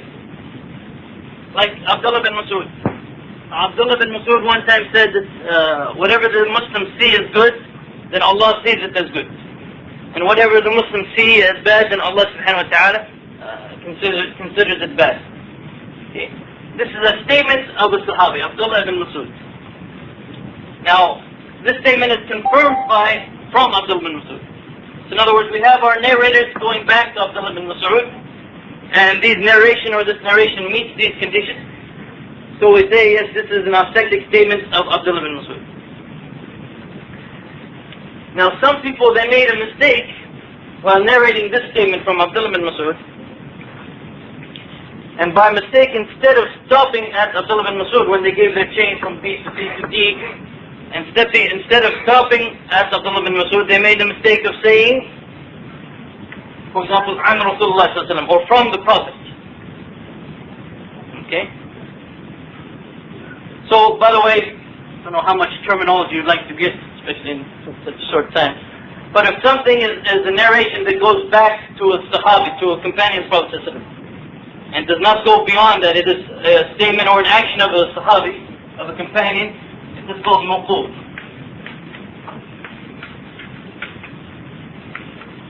So for example, in this case, the narration is mawquf. It is a narration from Abdullah bin Mas'ud. But someone by mistake narrated it as a statement of the Prophet Muhammad sallallahu alaihi wasallam. And when something is narrated or traced back to the Prophet sallallahu alaihi wasallam, it is called marfu'. With the ayn on the end. Writing Arabic and English doesn't make much sense to me. Right. So now in this particular case, if you just took this narration of this mistake, going all the way back to the Prophet Muhammad sallallahu alaihi wasallam, if you study this narration by itself, you find that A said it come from B, from C to D to Abdullah bin Mas'ud, back to the Prophet Muhammad sallallahu alaihi wasallam. Looking at that new narration, I'm telling you it's a mistake, but just looking at that one new narration, would you say that it meets the first 3 conditions? And how do you know it meets the first 3 conditions? First 3. You don't know yet. Can tell you about the 4th one. Cannot tell you about the 4th one. But the first 3 conditions, does it meet the first 3 conditions? It's unbroken. Chain's unbroken. Okay. How do you know that?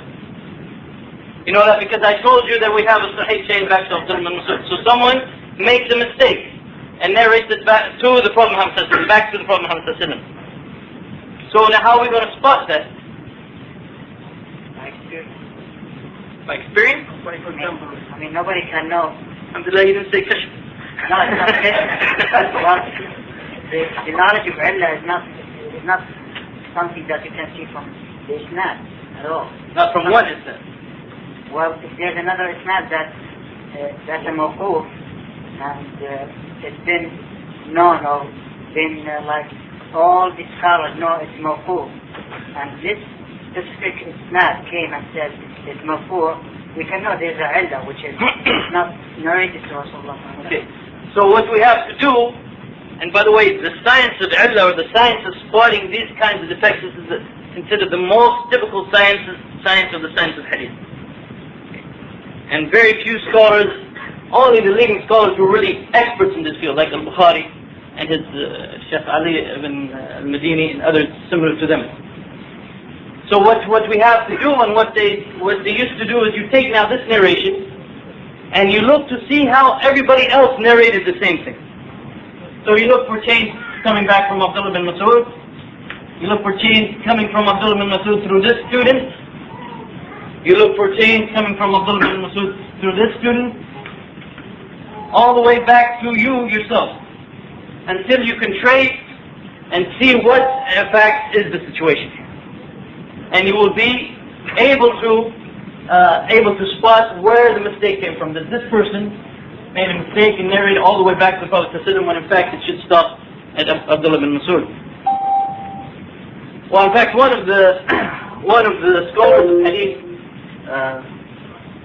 if I remember correctly, I'm pretty sure it was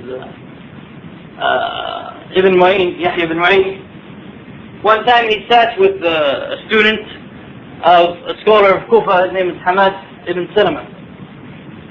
And he said, I have the books of Hamad bin Salama, I want to read them to you. And he's one of the students of Hamad bin Salama. He said, I have these books, the hadith of Hamad, I want to read them to you. So that student asked him, have you read them to any of the other students of Hamad bin Salama? He said, yes, I read them to 17 of his students. Or 16. You can see that I am not exactly involved, but anyway, we're not passing a hadith now. They've been collected. But he said, let's say he said, I read it to 17 other students. So he asked him, why do you want to read to me now? He said, because Hamad bin Salama used to make some mistakes, and I want to distinguish between the mistakes of Hamad bin Salama and the mistakes of his students. Okay. So in other words, there's some hadith that he studied and collected from other scholars other than Hamad bin Salama. And he knows that some narrations are coming from Hamad bin Salama which are wrong. So he reads all these hadiths to 18 of Hamad bin Salama's students who were together at the same reading. As I told you last time, many times they used to mark, who was present at that reading, when did he make this reading to the Shaykh, and who else was present, and so forth. So he takes all 18 of those students. If they all agree on the same mistake, then he knows that the source of that mistake was Hamad bin Salama. But if he finds that one of them is narrating it incorrectly and the others are narrating it correctly or the same way, he knows that that mistake is not from Hamad bin Salama, but it's from that particular student. Okay. And that kind of thing they used to do in order to spot, to make sure that there's no hidden defects that has been passed on. So these are the 5 conditions for a hadith to be considered sahih. Okay. Now, with respect to hadith, by the way, when we talk about the study of the isnad, when we're talking about the study of this now, we're talking about particular types of hadith, and these are the kinds of hadith which are not mutawatir. Okay. You can divide hadith into 2 categories.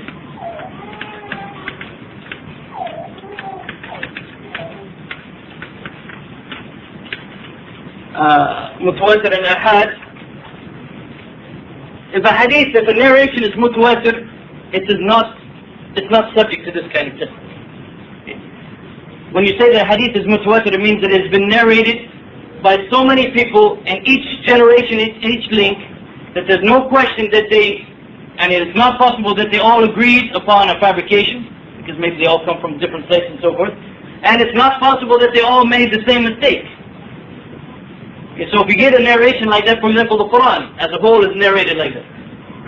So if you get narrations of that nature, then you don't have to study this now, because you have so many people narrating it. It is not a subject of what we're talking about over here. Here we're talking about just what they call Hadith. Like so,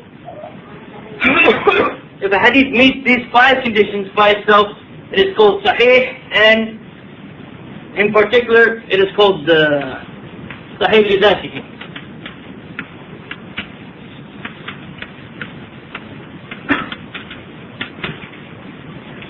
Sahih li-dhatihi means on its own merit, this particular hadith has met these 5 conditions.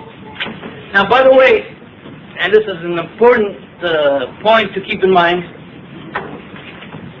is that the first 3 conditions, that the chain is unbroken, that every narrator is adil, and every narrator is dhabit, and these 3 conditions are not that difficult, at least for muhaddithin, let's say, not for us.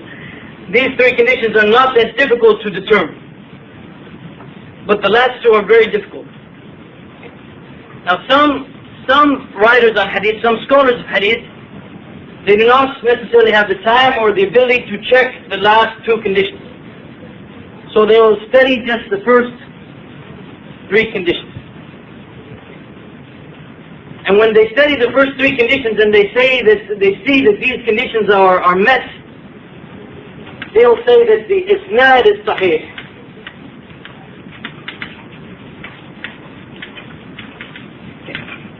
They'll say that the isnad is sahih. Now there's a big difference between saying the isnad is sahih and between saying the hadith is sahih.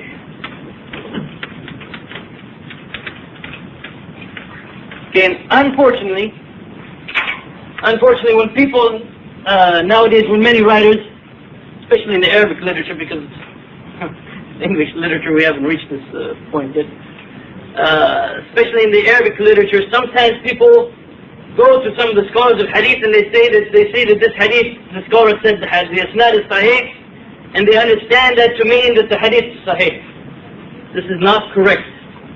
It is not, one does not necessarily imply, or the first one does not necessarily imply the second one. If a scholar only had the ability or the time or whatever to check the first 3, then he will say that the isnad is sahih. But that does not mean that the hadith is sahih until you check and make sure that none of the last 2 conditions have been violated. So you must distinguish between a scholar of hadith saying that the isnad is sahih and between him saying that the hadith is sahih. Now there's some exceptions that some scholars give for some of the great scholars of hadith. Let's say, for example, historically, like Ibn Hajar. If Ibn Hajar says that the isnad is sahih, people take it for granted that he means also that the hadith is sahih.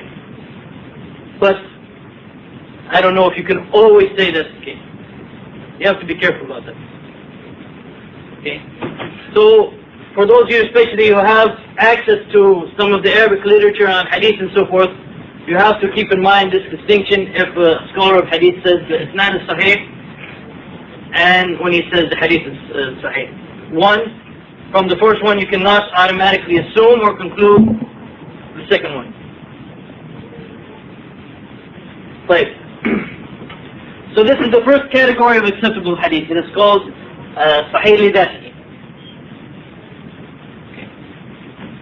Another kind of acceptable hadith, as we said, is Hasan. Now, going back to our discussion of reports in general, of narrations in general, if you look at these 5 conditions, are there any conditions here that you can perhaps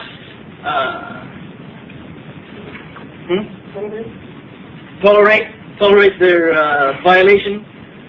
Not quite, but make a little bit, relax a little bit on them. For example, if the chain is broken, can you say, okay, the chain is broken, but that's okay. We'll call it Hasan instead of Sahih, we'll still accept it. Why? What do you know about the missing link? The missing link? We don't believe in Darwin over here. If you have a chain which is broken, then that means someone is missing, and you cannot make any assumption about whether or not that person is adil or dhabit in general. So you would not be willing to make any compromise when it comes to the first condition, right? Say, what if you find that there's a defect in it, a damaging defect? You say, well, that's okay. We all have stuff in our lives that's a little bit defective. We don't throw it away as soon as we see some defect. Can you compromise on this one? Did you have a question, bro? I'm sorry, I don't know your name, by the way. So did you have a question? I was just going to, when you said if there's anything parents, I think maybe I'm a little ahead on the comment. Okay. I was mentioning diet, so I don't think we got it. Okay, so what about every narrator being adil? Suppose he just lies a little bit. Or he just drinks a little bit. By the way, what's one of the basic principles here when we say that someone is adil? It's not just simply that we want to make sure that he's a righteous person, but we want to make sure that he has the fear of Allah subhanahu wa ta'ala. He demonstrates the fear of Allah subhanahu wa ta'ala, that he would not be willing to fabricate and to make up or distort the hadith of the Prophet. It's not just simply a condition that, oh well, it sounds good, doesn't it? No, and we want to make sure that these people, so that means even if someone is not a liar, but he's known to commit other sins, other major sins, that's enough for us to reject. And a kafir automatically would be rejected. Right? Why?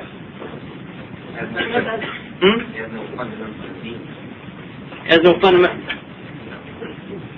You don't know what his principles are. Yeah, one day, next day, you have different set of principles. And basically there's nothing to keep him from lying, especially lying about the Prophet Muhammad sallallahu alaihi wasallam. Lying in hadith. Conflict of interest. There's no taqwa, sometimes conflict of interest. And so in other words, you should not take hadith from John Esposito's books about Islam, for example.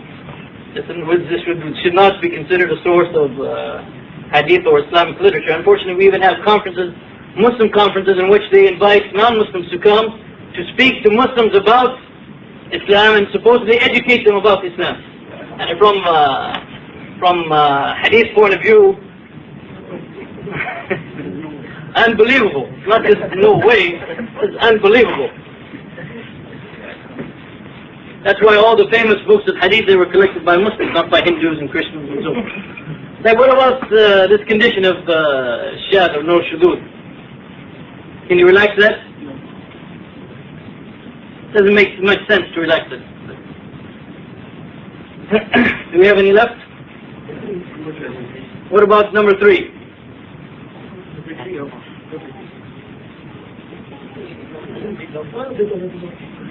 Relax it. You can relax that? Yeah, but just a little bit. Why are you saying that? Memory. Proficiency as a whole, not just memory, but proficiency also narrating properly. He's not lax when narrating. His writing is good if he's narrating from writing and so forth.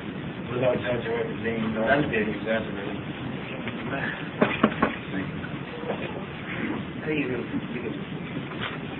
You can let this one slide.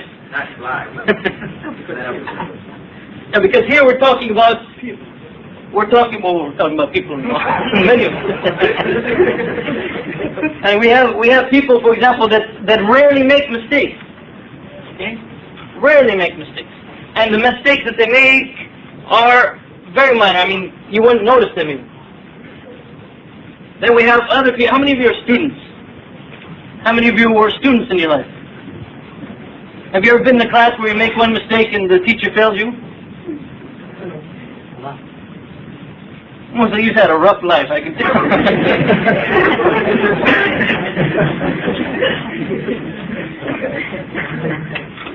So you have some narrated hadith, for example, that were experts who rarely made mistakes. You're going to put them in a separate category from those who made a few more mistakes. Okay. And you're going to distinguish between their hadith. You're going to call one category, you're going to call their hadith sahih, and the other one hasan. Should I use your terminology, Waleed, or? Brother Waleed, mashallah, has compiled a good book of, excellent book of dhikr. I think it's available here in the souk. We'll make a free advertisement for it. It's being sold somewhere in the souk. A book of dhikr. What's the exact name? Authentic supplications of the Prophet Muhammad sallallahu alaihi wasallam. Well, in the hadith, in that book, he uses lots of hadith, so he has to deal with these terms. And Hasan, he uses Hasan there, and his translation that he came up with is comely, meaning good. Okay. These are difficult terms to translate into English, especially when you're talking about what's the difference between Sahih and Hasan. So inshallah, if you get his book, you know that when you read comely, he's talking about Hasan, he's talking about it meets these 5 conditions, except for it meets number 3 not as well as Sahih Hadith meets. Okay. Now suppose we have a hadith which is a Hasan hadith. If it meets these 5 conditions according to our new condition number 3, if it meets it by itself, we call it Hasan li dhatihi. Okay, the same term we used before, meaning Hasan on its own merit. Okay, just by its own chain, it is considered Hasan. Now, the only reason that we call it Hasan instead of Sahih is what? Okay, there's some. Okay, we have some fear about someone possibly making a slight mistake. And by the way, if someone makes gross mistakes, okay, we don't say that his hadith are Hasan. Gross mistakes is someone who is a weak narrator. So we have some fear that someone may have made a slight mistake, so we call his hadith Hasan instead of Sahih. Now suppose we have the same hadith narrated through 2 chains, okay? And because of this person here, well, this probably is not the best way to show it. Take a more realistic example. Going back to the Prophet Muhammad sallallahu alaihi wasallam, we have, for example, different narrators. And then after this chain, we have 2 narrators. Okay? And everyone up here is of Sahih quality. We're taking a simple example. It doesn't have to be of this nature, but just to make it very clear. Everyone up here is of Sahih quality, but this person right here is of Hasan quality.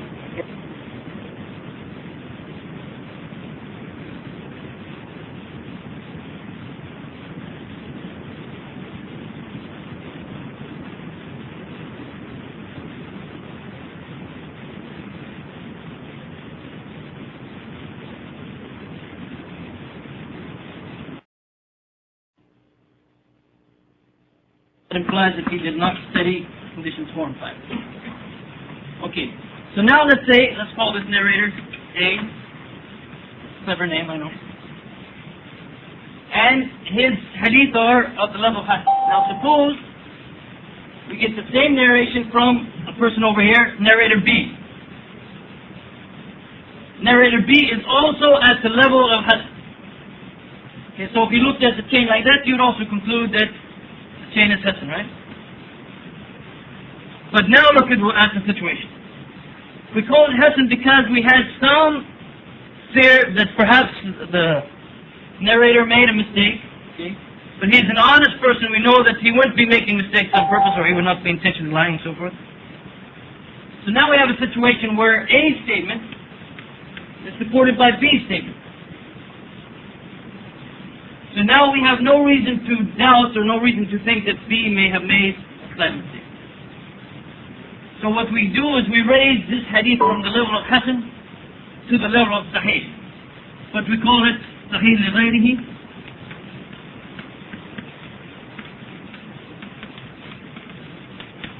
Meaning Sahih not on its own merit, but Sahih with the support of corroborating evidence or corroborating narration. Okay? Everything clear so far? No problem? Good. Now suppose some of these conditions are not met. If any one of these 5 conditions is not met, then the hadith is not considered acceptable on its own, and it goes into the big broad category, because we don't have time to discuss in detail, of weak hadith. or da'if. Okay? And there's like 60 or 70 different types of weak hadith depending on the defect. Okay? So, if for example the chain is broken, the hadith by itself will become considered weak. If the narrator is not adil, it will be considered weak. Now, notice now that the defects are of different levels, right? Suppose you have a defect in number 3 as opposed to a defect in number 2. Every narrator is dhabit as opposed to every narrator is adil, or person of integrity. Which defect would you prefer? You know what I'm getting at? I mean, if you had to have a defect, which defect would you prefer? Okay, you would prefer number 3. Why? Okay, because an honest man, a good man, may be correct, but we can never assume that necessarily a dishonest person or person who is not adil is narrating honestly. So basically, and this is again very general, unless the person's really known to make gross mistakes, very bad mistakes, if he's known to make a lot of mistakes, his hadith will be considered weak. But if he's known to have shortcomings in his adala or his integrity, he's not a righteous person, or if he's making gross mistakes, then in fact we'll even make this a little bit broader, and we'll call his hadith very weak.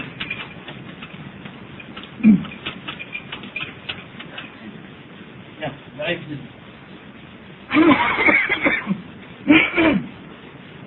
And there's even one other category, and in fact it's not even hadith, to be technically speaking. There's even one other category where we can prove that the hadith has been fabricated.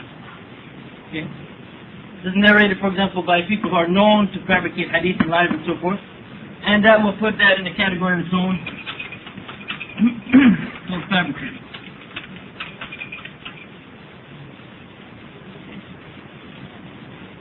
Now going back to our example here, suppose we have this chain, people from A and above, people from above A are all people, let's say, of Sahih category. But A is lacking in his proficiency. Not slightly lacking, but lacking. What would his hadith be considered? Okay, be considered a weak hadith. Saying that A here, everyone else is of Sahih grade, but A is lacking, very much lacking in his proficiency. So his hadith will be considered weak, right? Now he's adil, he's a person of integrity. We know that he's not a liar. We trust that he would not fabricate hadith or say things improperly in hadith. But we reject his hadith because we know that he makes lots of mistakes. Or other reasons. For example, sometimes someone might be a very good narrator of hadith under some categories, while in other categories he may not have been a very good narrator. For example, some people are good narrators of hadith until they get a little bit old and become a little senile. When they become senile, then they start making more mistakes. So therefore, in their older period, their hadith are not accepted, but in their younger period, their hadith is accepted. Or some people became proficient hadith after a long period of study. They became experts. So therefore, let's say like when they were young, they studied under certain scholars or certain areas, and then as they got older and more mature, they were known to study under different scholars and in different areas. So therefore, that person's hadith in his young period, or in that period where he lived in a certain area, this hadith will be considered unacceptable, while at the same time his hadith under the other circumstances may be acceptable. That's why when you study hadith narrators, and one of the big problems that many people make today, many young people writing in hadith, or young or inexperienced, whatever, you can see this problem occurring, is that sometimes they don't take into consideration the different aspects of a narrator over time, that some of the hadith are rejected and sometimes they are accepted. Sometimes, for example, they go to some books of narrators where the scholar, the writer of that book, like Ibn Hajar in a book called Taqrib al-Tahdib, he just wants to give you like a one-word or two-word summary of what that person is about. And so he might say about a person that he is thiqa, okay, or trustworthy, thiqa. What does that mean?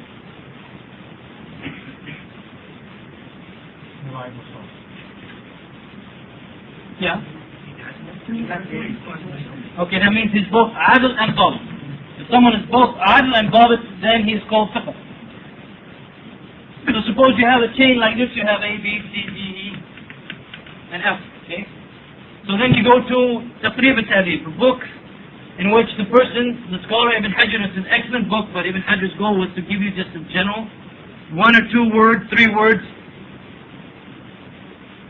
Yes?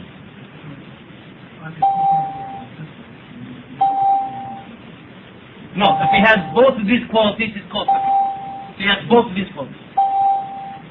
So you could go to like Taqrib al-Tahdhib and find a hadith like this, and you look under A and it says he's thiqa. You look under C, it says he's thiqa. You look under D, it says he's thiqa, and E and F. What you going to conclude? That's not a sahih? He's fine. Huh? Check one. Check one. Okay, let's say okay. We find one of these. According to the Hajar, it's not sahih. No. You cannot do this kind of thing. This is ridiculous. And this is what people do sometimes. Okay? Ibn Hajar is giving you a general statement about the person, but that doesn't mean under all circumstances he's thiqa. You have to go deeper into other books, into much larger books, and study and see, is this person thiqa in general, or is he thiqa in some cases and not in all cases? Ibn Hajar doesn't always point that out in Taqrib al-Tahdhib. So you have to go to the more, the larger works that discuss the narrator in detail. And you cannot just go to this work and say, oh, look, they're all thiqa, chains unbroken, let's say, and therefore it's a hadith. That's not sahih. Taqrib al-Tahdhib. Yeah. In fact, maybe that's why he's doing it that way. Yeah, it's a very. Yeah, Chuck, what I'm going to say again? Yeah, but Okay. This is a footnote. You know my footnote? You all should be familiar with them. We'll come back to this site. Huh? Just flip it over. But it's locked down here. I know I'm not an engineer, but I figured that one out. No, it's not locked on here. Yes, it's locked over there. I know it's locked somewhere. See, that side used to be over here.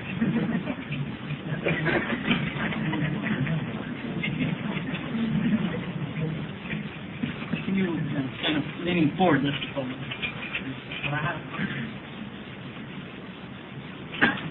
Okay, just a second.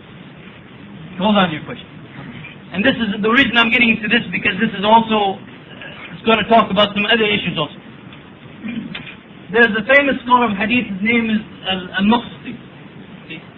Al-Maqdisi wanted to compile a book, a biographical dictionary, okay, of narrators. And he called this book Al-Kamal. How would you translate Al-Kamal? Let's say the complete work or something of that nature. Now what he did, okay, what he did is now he had to choose what narrators to put in this book, right? I mean, he didn't say I'm going to take everyone. So what he did is he chose 6 books, and he said everyone in those 6 books I'm going to put them in this book. So he chose Sahih Bukhari. He chose Sahih Muslim. Any guesses on what else he chose? Abu Dawud. He chose Sunan Abu Dawud. You can see that I work with these names a lot.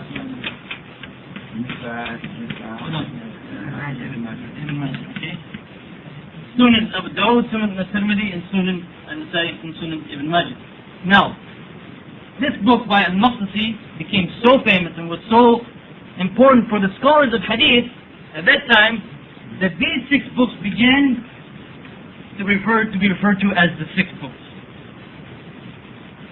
And in some areas, like in the Indo-Pak subcontinent, they refer to it as what? Okay? as the 6 authentic works. Okay, this was just, you can almost call it, it's not a good phrase to use, but you can almost call it a freak of history. He chose these 6 books because they're famous and good works, but it does not mean by any means whatsoever that all of the hadith in these books are authentic. When you give it the name, the 6 authentic works, some people begin to think that that means that all of the hadith in those books are authentic. No. Okay? It's just something that happened, that this scholar chose those 6 books. Those 6 books, because of the importance of his work, begin to be known as the 6 books. And as their stature grew, as their fame grew, they begin to be known as the 6 authentic works. No, not at all. And you would never hear a real scholar of hadith referring to them as the 6 authentic works. Never, never. Okay? So now this book, Al-Kamal, it's very big and contains lots of information about each narrator. Almost as much information as Al-Muqtasi could find. Now some of that information, some scholars of hadith may say, well, it's not that important. No, he will mention when the scholar was born, where he lived, who were his students, where did he travel, and who did he learn from, where did he travel to, who were her students, what did he compile, and then he'll give many, many hadiths from that scholar and so forth. This hadith goes through him, this hadith goes through him, so like, lots of information. But it was much too big. Unfortunately, they didn't have CD-ROMs back then. So, later scholars, and I didn't bring anything with me. I don't remember this side of the family very well, so let's leave it for the time being. But another scholar, later scholar, his name is Al-Mizzi, came along and abridged it. And a book called Tahdhib al-Kamal. Tahdhib al-Kamal is published nowadays. We have it available. This is still in manuscript form. Tahdhib al-Kamal is 35 volumes, so you can imagine how big al-Kamal is.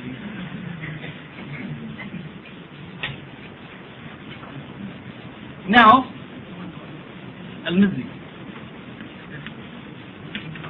The first one is Al-Muqtasi. Ma'am? Yeah. Is this seen or thought? Not what I wrote, but it should be. Was the question. Okay, so his, what we call in English, his son-in-law. This is his son-in-law. So he wrote Tahdhib al-Kamal, which as I said, it's 35 volumes, and when, inshallah, Shaykh al-Azami publishes his CD-ROM, it is already all on his CD-ROM, the whole book. Okay? But it also contains lots of information, which some later scholars thought, well, maybe it contains too much information. So, for example, Ibn Hajar came along and said, we should abridge this, and he abridged it. What was the name of the work? Tahdhib al-Tahdhib. By Ibn Hajar. Okay, basically the abridgment of the abridgment. Okay? Now this work is published in 11 volumes. So we went from 1135 to who knows however big that would be if they were to publish it nowadays. So he took out a lot of information. Basically, in Tahdhib al-Kamal you can still find a long list of a scholar's teachers and students. He basically narrowed it down to the major. This is published, but unfortunately the published edition is very bad. Lots of mistakes. Lots and lots of mistakes. This published edition is excellent, but this one unfortunately is very bad. Now he also had the idea, the same Ibn Hajar now, had the idea, because over here on this other side, which I said I don't remember the exact what was going through it, but Al-Dhahabi, one scholar named Al-Dhahabi had abridged it down to basically a small book where you have the name of the narrator and which basically which generation he came from and what books you can find him in, and whether or not he's authentic or not. Sometimes even less information than that. So what Ibn Hajar said was, well, Al-Dhahabi's work has too little information, so I'm going to come out with a simple one like that, which is like, you can almost call it like a phone book, name and address, and phone number. That's basically all he gives. And he calls it Taqrib al-Tahdhib.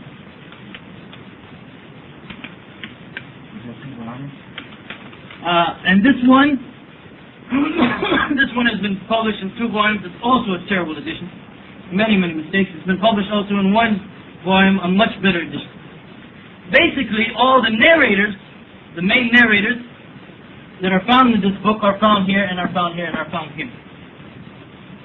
Same narrators, but the information about the narrators is being reduced every time. So he's not giving you any specific information that you really need, that if you're a scholar of hadith and you want to make a study of hadith and you want to know if these narrators are acceptable, to turn to this book and simply rely on this book makes no sense whatsoever. But unfortunately sometimes people do. And well, I mean, you can start from that book, okay, and start from that book to give you a general idea of who are the narrators and whether or not in general they're authentic and so forth. But then if you really want to go into more detail and find out more about them, you cannot rely on this. You'd have to go to this book, even better.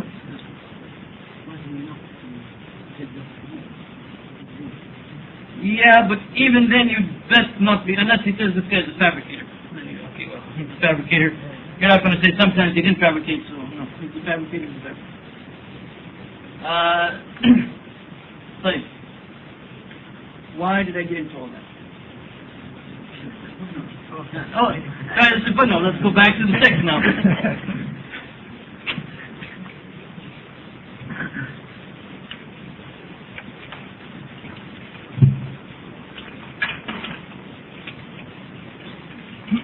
Okay, so we're studying this chain. We went to Taqrib al-Tahdhib, and we found that they're all, well, we went to Tahdhib al-Tahdhib, and we found, for example, that A here, everybody above A are authentic narrators, but A here is slightly weak. He's weak not because of his integrity or his adala, but he's weak because he is not very proficient. Okay? He's not proficient. He's not slightly lacking proficiency, but he is not proficient. But he's an honest person, but he is not proficient, so therefore we call his hadith weak. Alright? But then, like before, we might have another narrator who's similar to A, who narrates the same thing and supports A's narration. So now we had a fear about him making some mistake, and this can possibly remove the possibility of a mistake. So we'll raise that hadith from being weak to being hasan, only like we talked about before, it will be hasan li ghayrihi. Hasan not on its own merits, but hasan because of supporting evidence. Well, we're actually supposed to finish in a few minutes or so. These are the basics when we talk about Sahih and Hasan. As I said, I wanted to make sure that at least now when you say is this hadith Sahih, or you ask about whether or not this hadith is Sahih, or you hear that the scholar is saying that this hadith is Sahih or Hasan, at least you have an idea of what it is that they're talking about, and that it meets certain conditions. Yeah. Well, he told me not to touch it.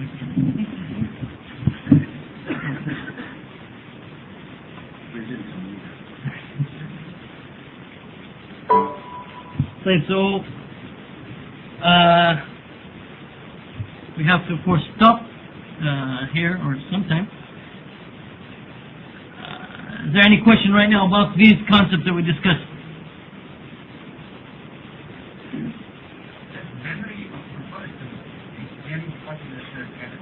Yes.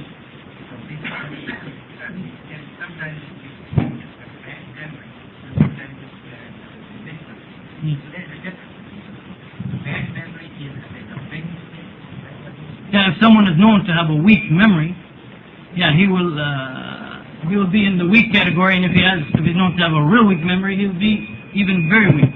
But if he makes mistakes sometimes, that is not so. Now, as we talked about yesterday, scholars of hadith, especially in the early generations, they did not just narrate a hadith once, but they used to go over the same hadith over and over again to make sure that people know it correctly. If he narrated differently one time from another time, they would ask him, how come and so forth. And this would be some ways that they would notice that this person, sometimes he narrates the same hadith differently, and therefore you have to question whether or not he's completely lost. if they used to just narrate once, the hadith, and you take it from him and go and never see him again, which is, as I said, not the way they did it, then you wouldn't have that ability to see him narrating the same hadith and sometimes narrating it differently and so forth. And as I said, they used to have that circle after the hadith, and sometimes you'll find many lines going through that circle, meaning they read that same hadith many times to that sheikh. Now.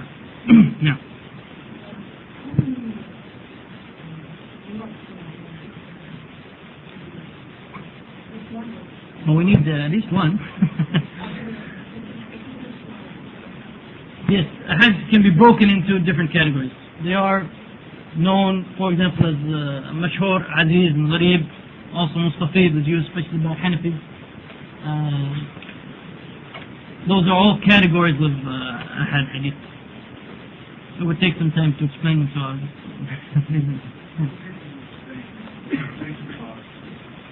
What? Oh, okay. If a hadith is considered sahih or hasan, those are the only kind of hadith that are acceptable in matters of aqidah, in matters of sharia, and so forth. Now, if a hadith is narrated or is graded as weak, there's some difference of opinion about how and when can you use that weak hadith. Some say you can use it, and they give some conditions for it. But the strongest opinion among the scholars of hadith, and the vast majority of the scholars of hadith, say if a hadith is weak, this means the preponderance of the evidence is showing us that the Prophet ﷺ did not make this statement in the way that has been narrated. So therefore they say that you should not use it, neither in aqidah or sharia or in matters of encouraging people to do good deeds or intimidating them away from evil deeds. And all of them agree that if you ever narrate a weak hadith and you know it is weak, it is obligatory upon you to point out that it is weak, or you have to narrate it in such a way, and unfortunately nowadays probably this condition we shouldn't accept this condition anymore. Among the scholars of hadith there used to be certain ways that you could narrate a hadith that would show to the people that you considered a weak hadith. For example, instead of saying the Prophet ﷺ said such and such, you would say that it has been narrated that the Prophet ﷺ narrated such and such. And you would use something they call sigat al-tamrid instead of sigat al-jizm. But nowadays, if a khatib, for example, said that it has been narrated that the Prophet ﷺ said that, and even he's applying that condition, I'm sure none of you, half the people in the audience would just say, oh, that's a hadith. And so, in other words, that condition may be valid among the scholars of hadith, but it doesn't work in general. Yeah. Yes. What would be the distinction between Sahih, Sahih Bukhari, and Muslim in this case? My question is that which books are all Sahih in terms of these, and there's some that contain that Muslim Sahih and Dane. So out of those three books, how would you rate them? The works of Al-Bukhari and Muslim, these are two works of hadith in which the scholar of hadith who compiled that book said that all of the hadith in that work are authentic hadith. Okay? With some minor exceptions in the case of Al-Bukhari, which we cannot go into right now. But let us just say for the time being, it's enough to know that the scholar of hadith Al-Bukhari is saying that all the hadith in this book are sahih.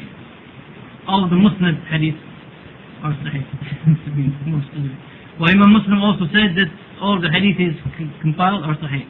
Now Abu Dawud, Tirmidhi, and Nasai, and Ibn Majah, and the others that are well known, Ahmed, for example, they did not make such claims for their work. In fact, after many hadiths, they pointed out the effect of this hadith and so forth. So therefore, you cannot assume if a hadith is in Sunan Abu Dawud, you cannot assume that it's authentic. You cannot even assume that it's authentic in Abu Dawud's opinion. And you cannot, and this is a debatable issue among the scholars of hadith, but even if Abu Dawud is silent about the hadith, you cannot assume that it is hasan, that it is accepted. Okay. You can assume it is salih, which means something else. Okay. Okay, I'm getting there.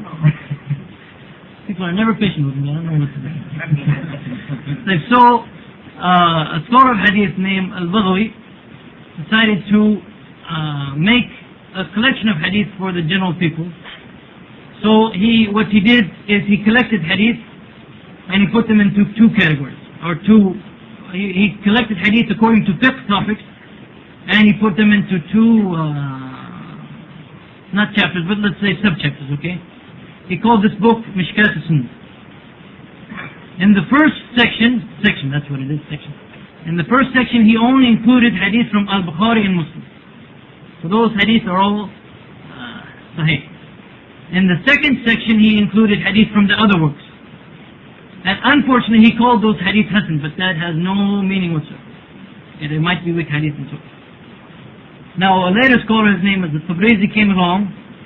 He likes Al-Baghawi's work, but he decided to add something to it. So we went from Mishkat al-Sunnah to Mishkat al-Masabih.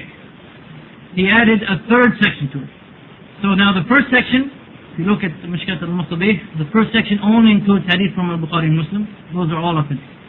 The second section includes hadith from those other books like Abu Dawud and Nasa'i and so forth. You cannot assume automatically that they're authentic, although the majority of them, the vast majority of them are. The third section he added were hadith related to the same topic that he took, sometimes from Al-Bukhari, sometimes from Muslim, sometimes from other works. So again, if it's from Al-Bukhari and Muslim, you know it was authentic. If it's from the other works, you cannot necessarily assume they're authentic, although, as I said, the vast majority of them are authentic. Yeah. So there was one sister who had a question.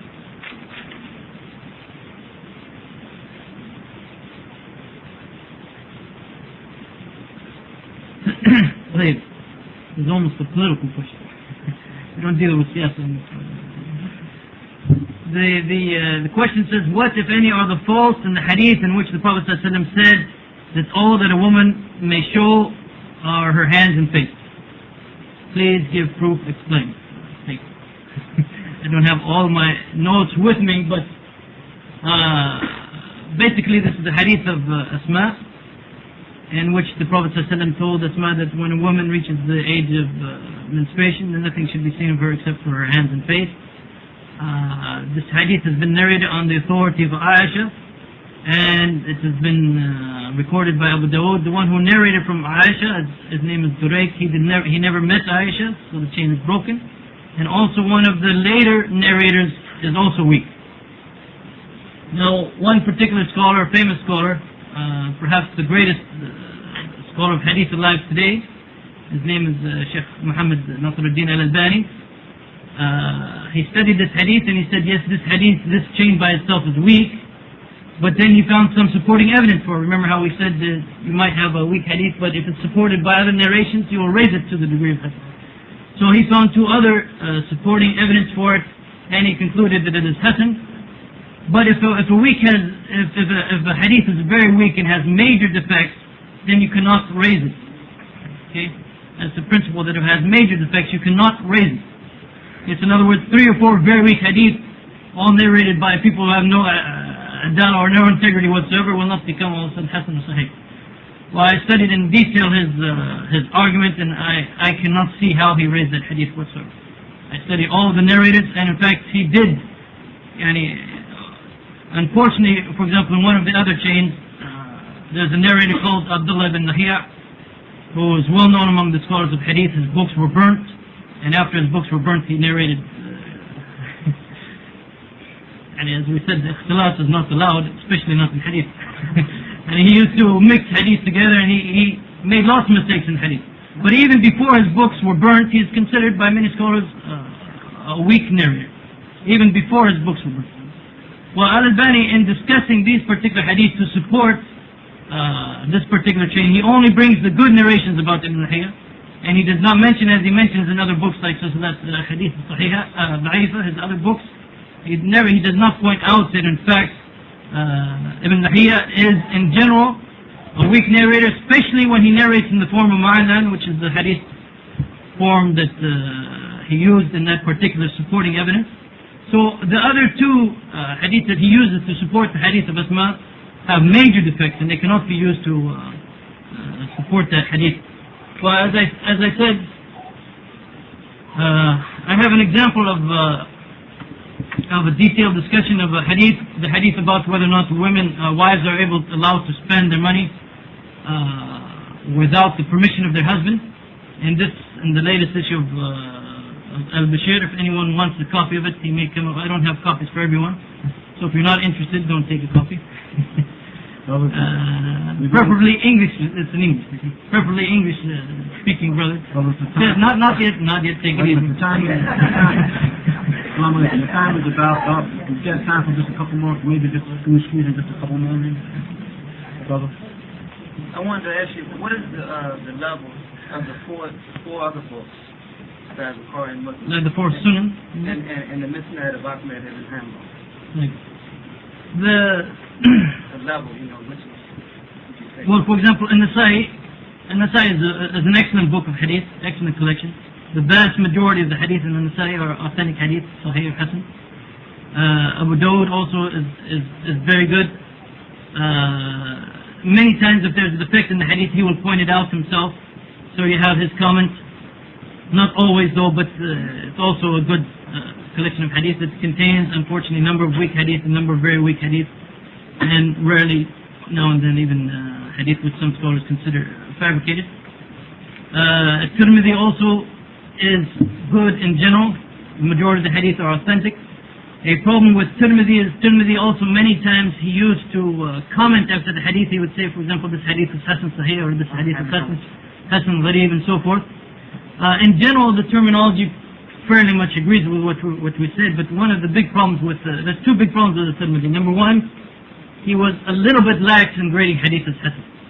Okay? In other words, other scholars would not say this hadith is Hasan, the Tirmidhi would call it Hasan. So most of the time, An even bigger problem with the Tirmidhi, that even An-Nawawi pointed out in Al-Muhaddith Sharh Al-Majmu', which is written a long time ago, is that the Tirmidhi had many students like Al-Bukhari and so forth.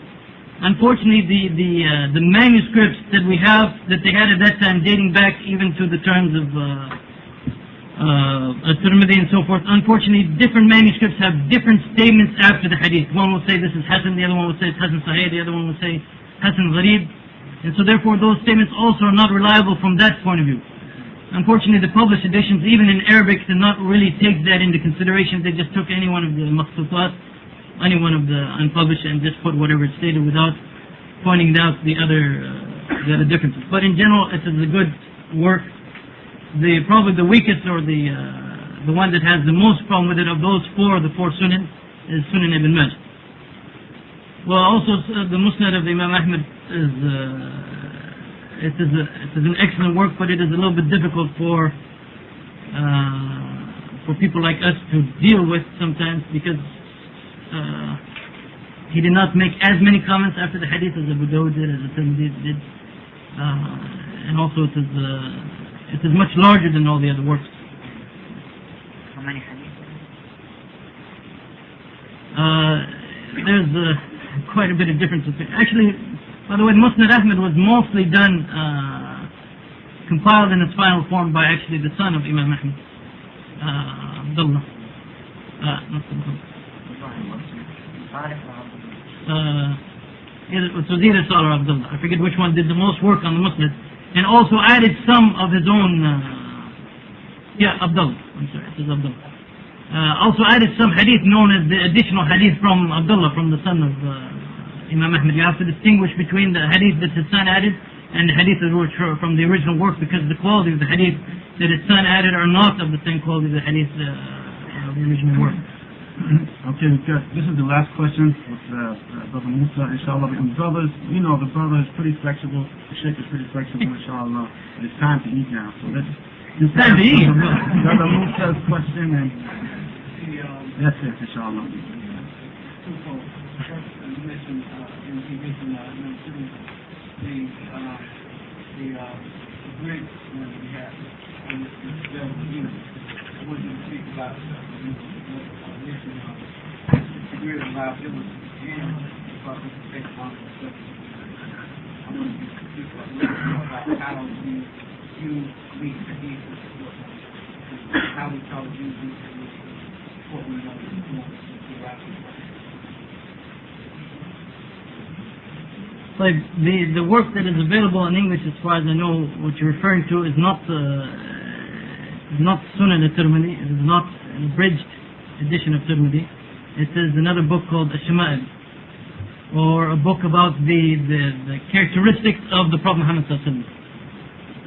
It is Tirmidhi, Ash-Shama'il al-Tirmidhi. It is a decent work, but also it contains many weak hadith, especially hadith of that nature. Sometimes some scholars of hadith were not as careful. And if the Prophet ﷺ had this many gray hairs, the Prophet ﷺ walked in this nature, the Prophet ﷺ, since they're not that much related to Sharia, sometimes they were not as careful. So therefore you'll find lots of weak hadith even in that collection. The other question you asked, as I mentioned, if depending on the weakness in the hadith, depending on the weakness of the hadith can be raised to the level of hasan. If it's a weak hadith and it is supported by other hadiths that have slight weakness, other narrations that have a slight weakness, it can be supported by each other and move to the level of hasan. I'm not sure exactly what you're getting to in your question. Maybe we can discuss it back in Boulder.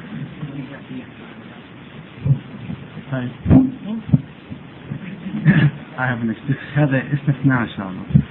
سبحانك اللهم وبحمدك وأشهد أن لا إله إلا أنت أستغفرك وأتوب إليك. جزاك الله خير Sheikh for the illuminating lecture. Inshallah, we turn you over to our brother Muhammad now. Inshallah.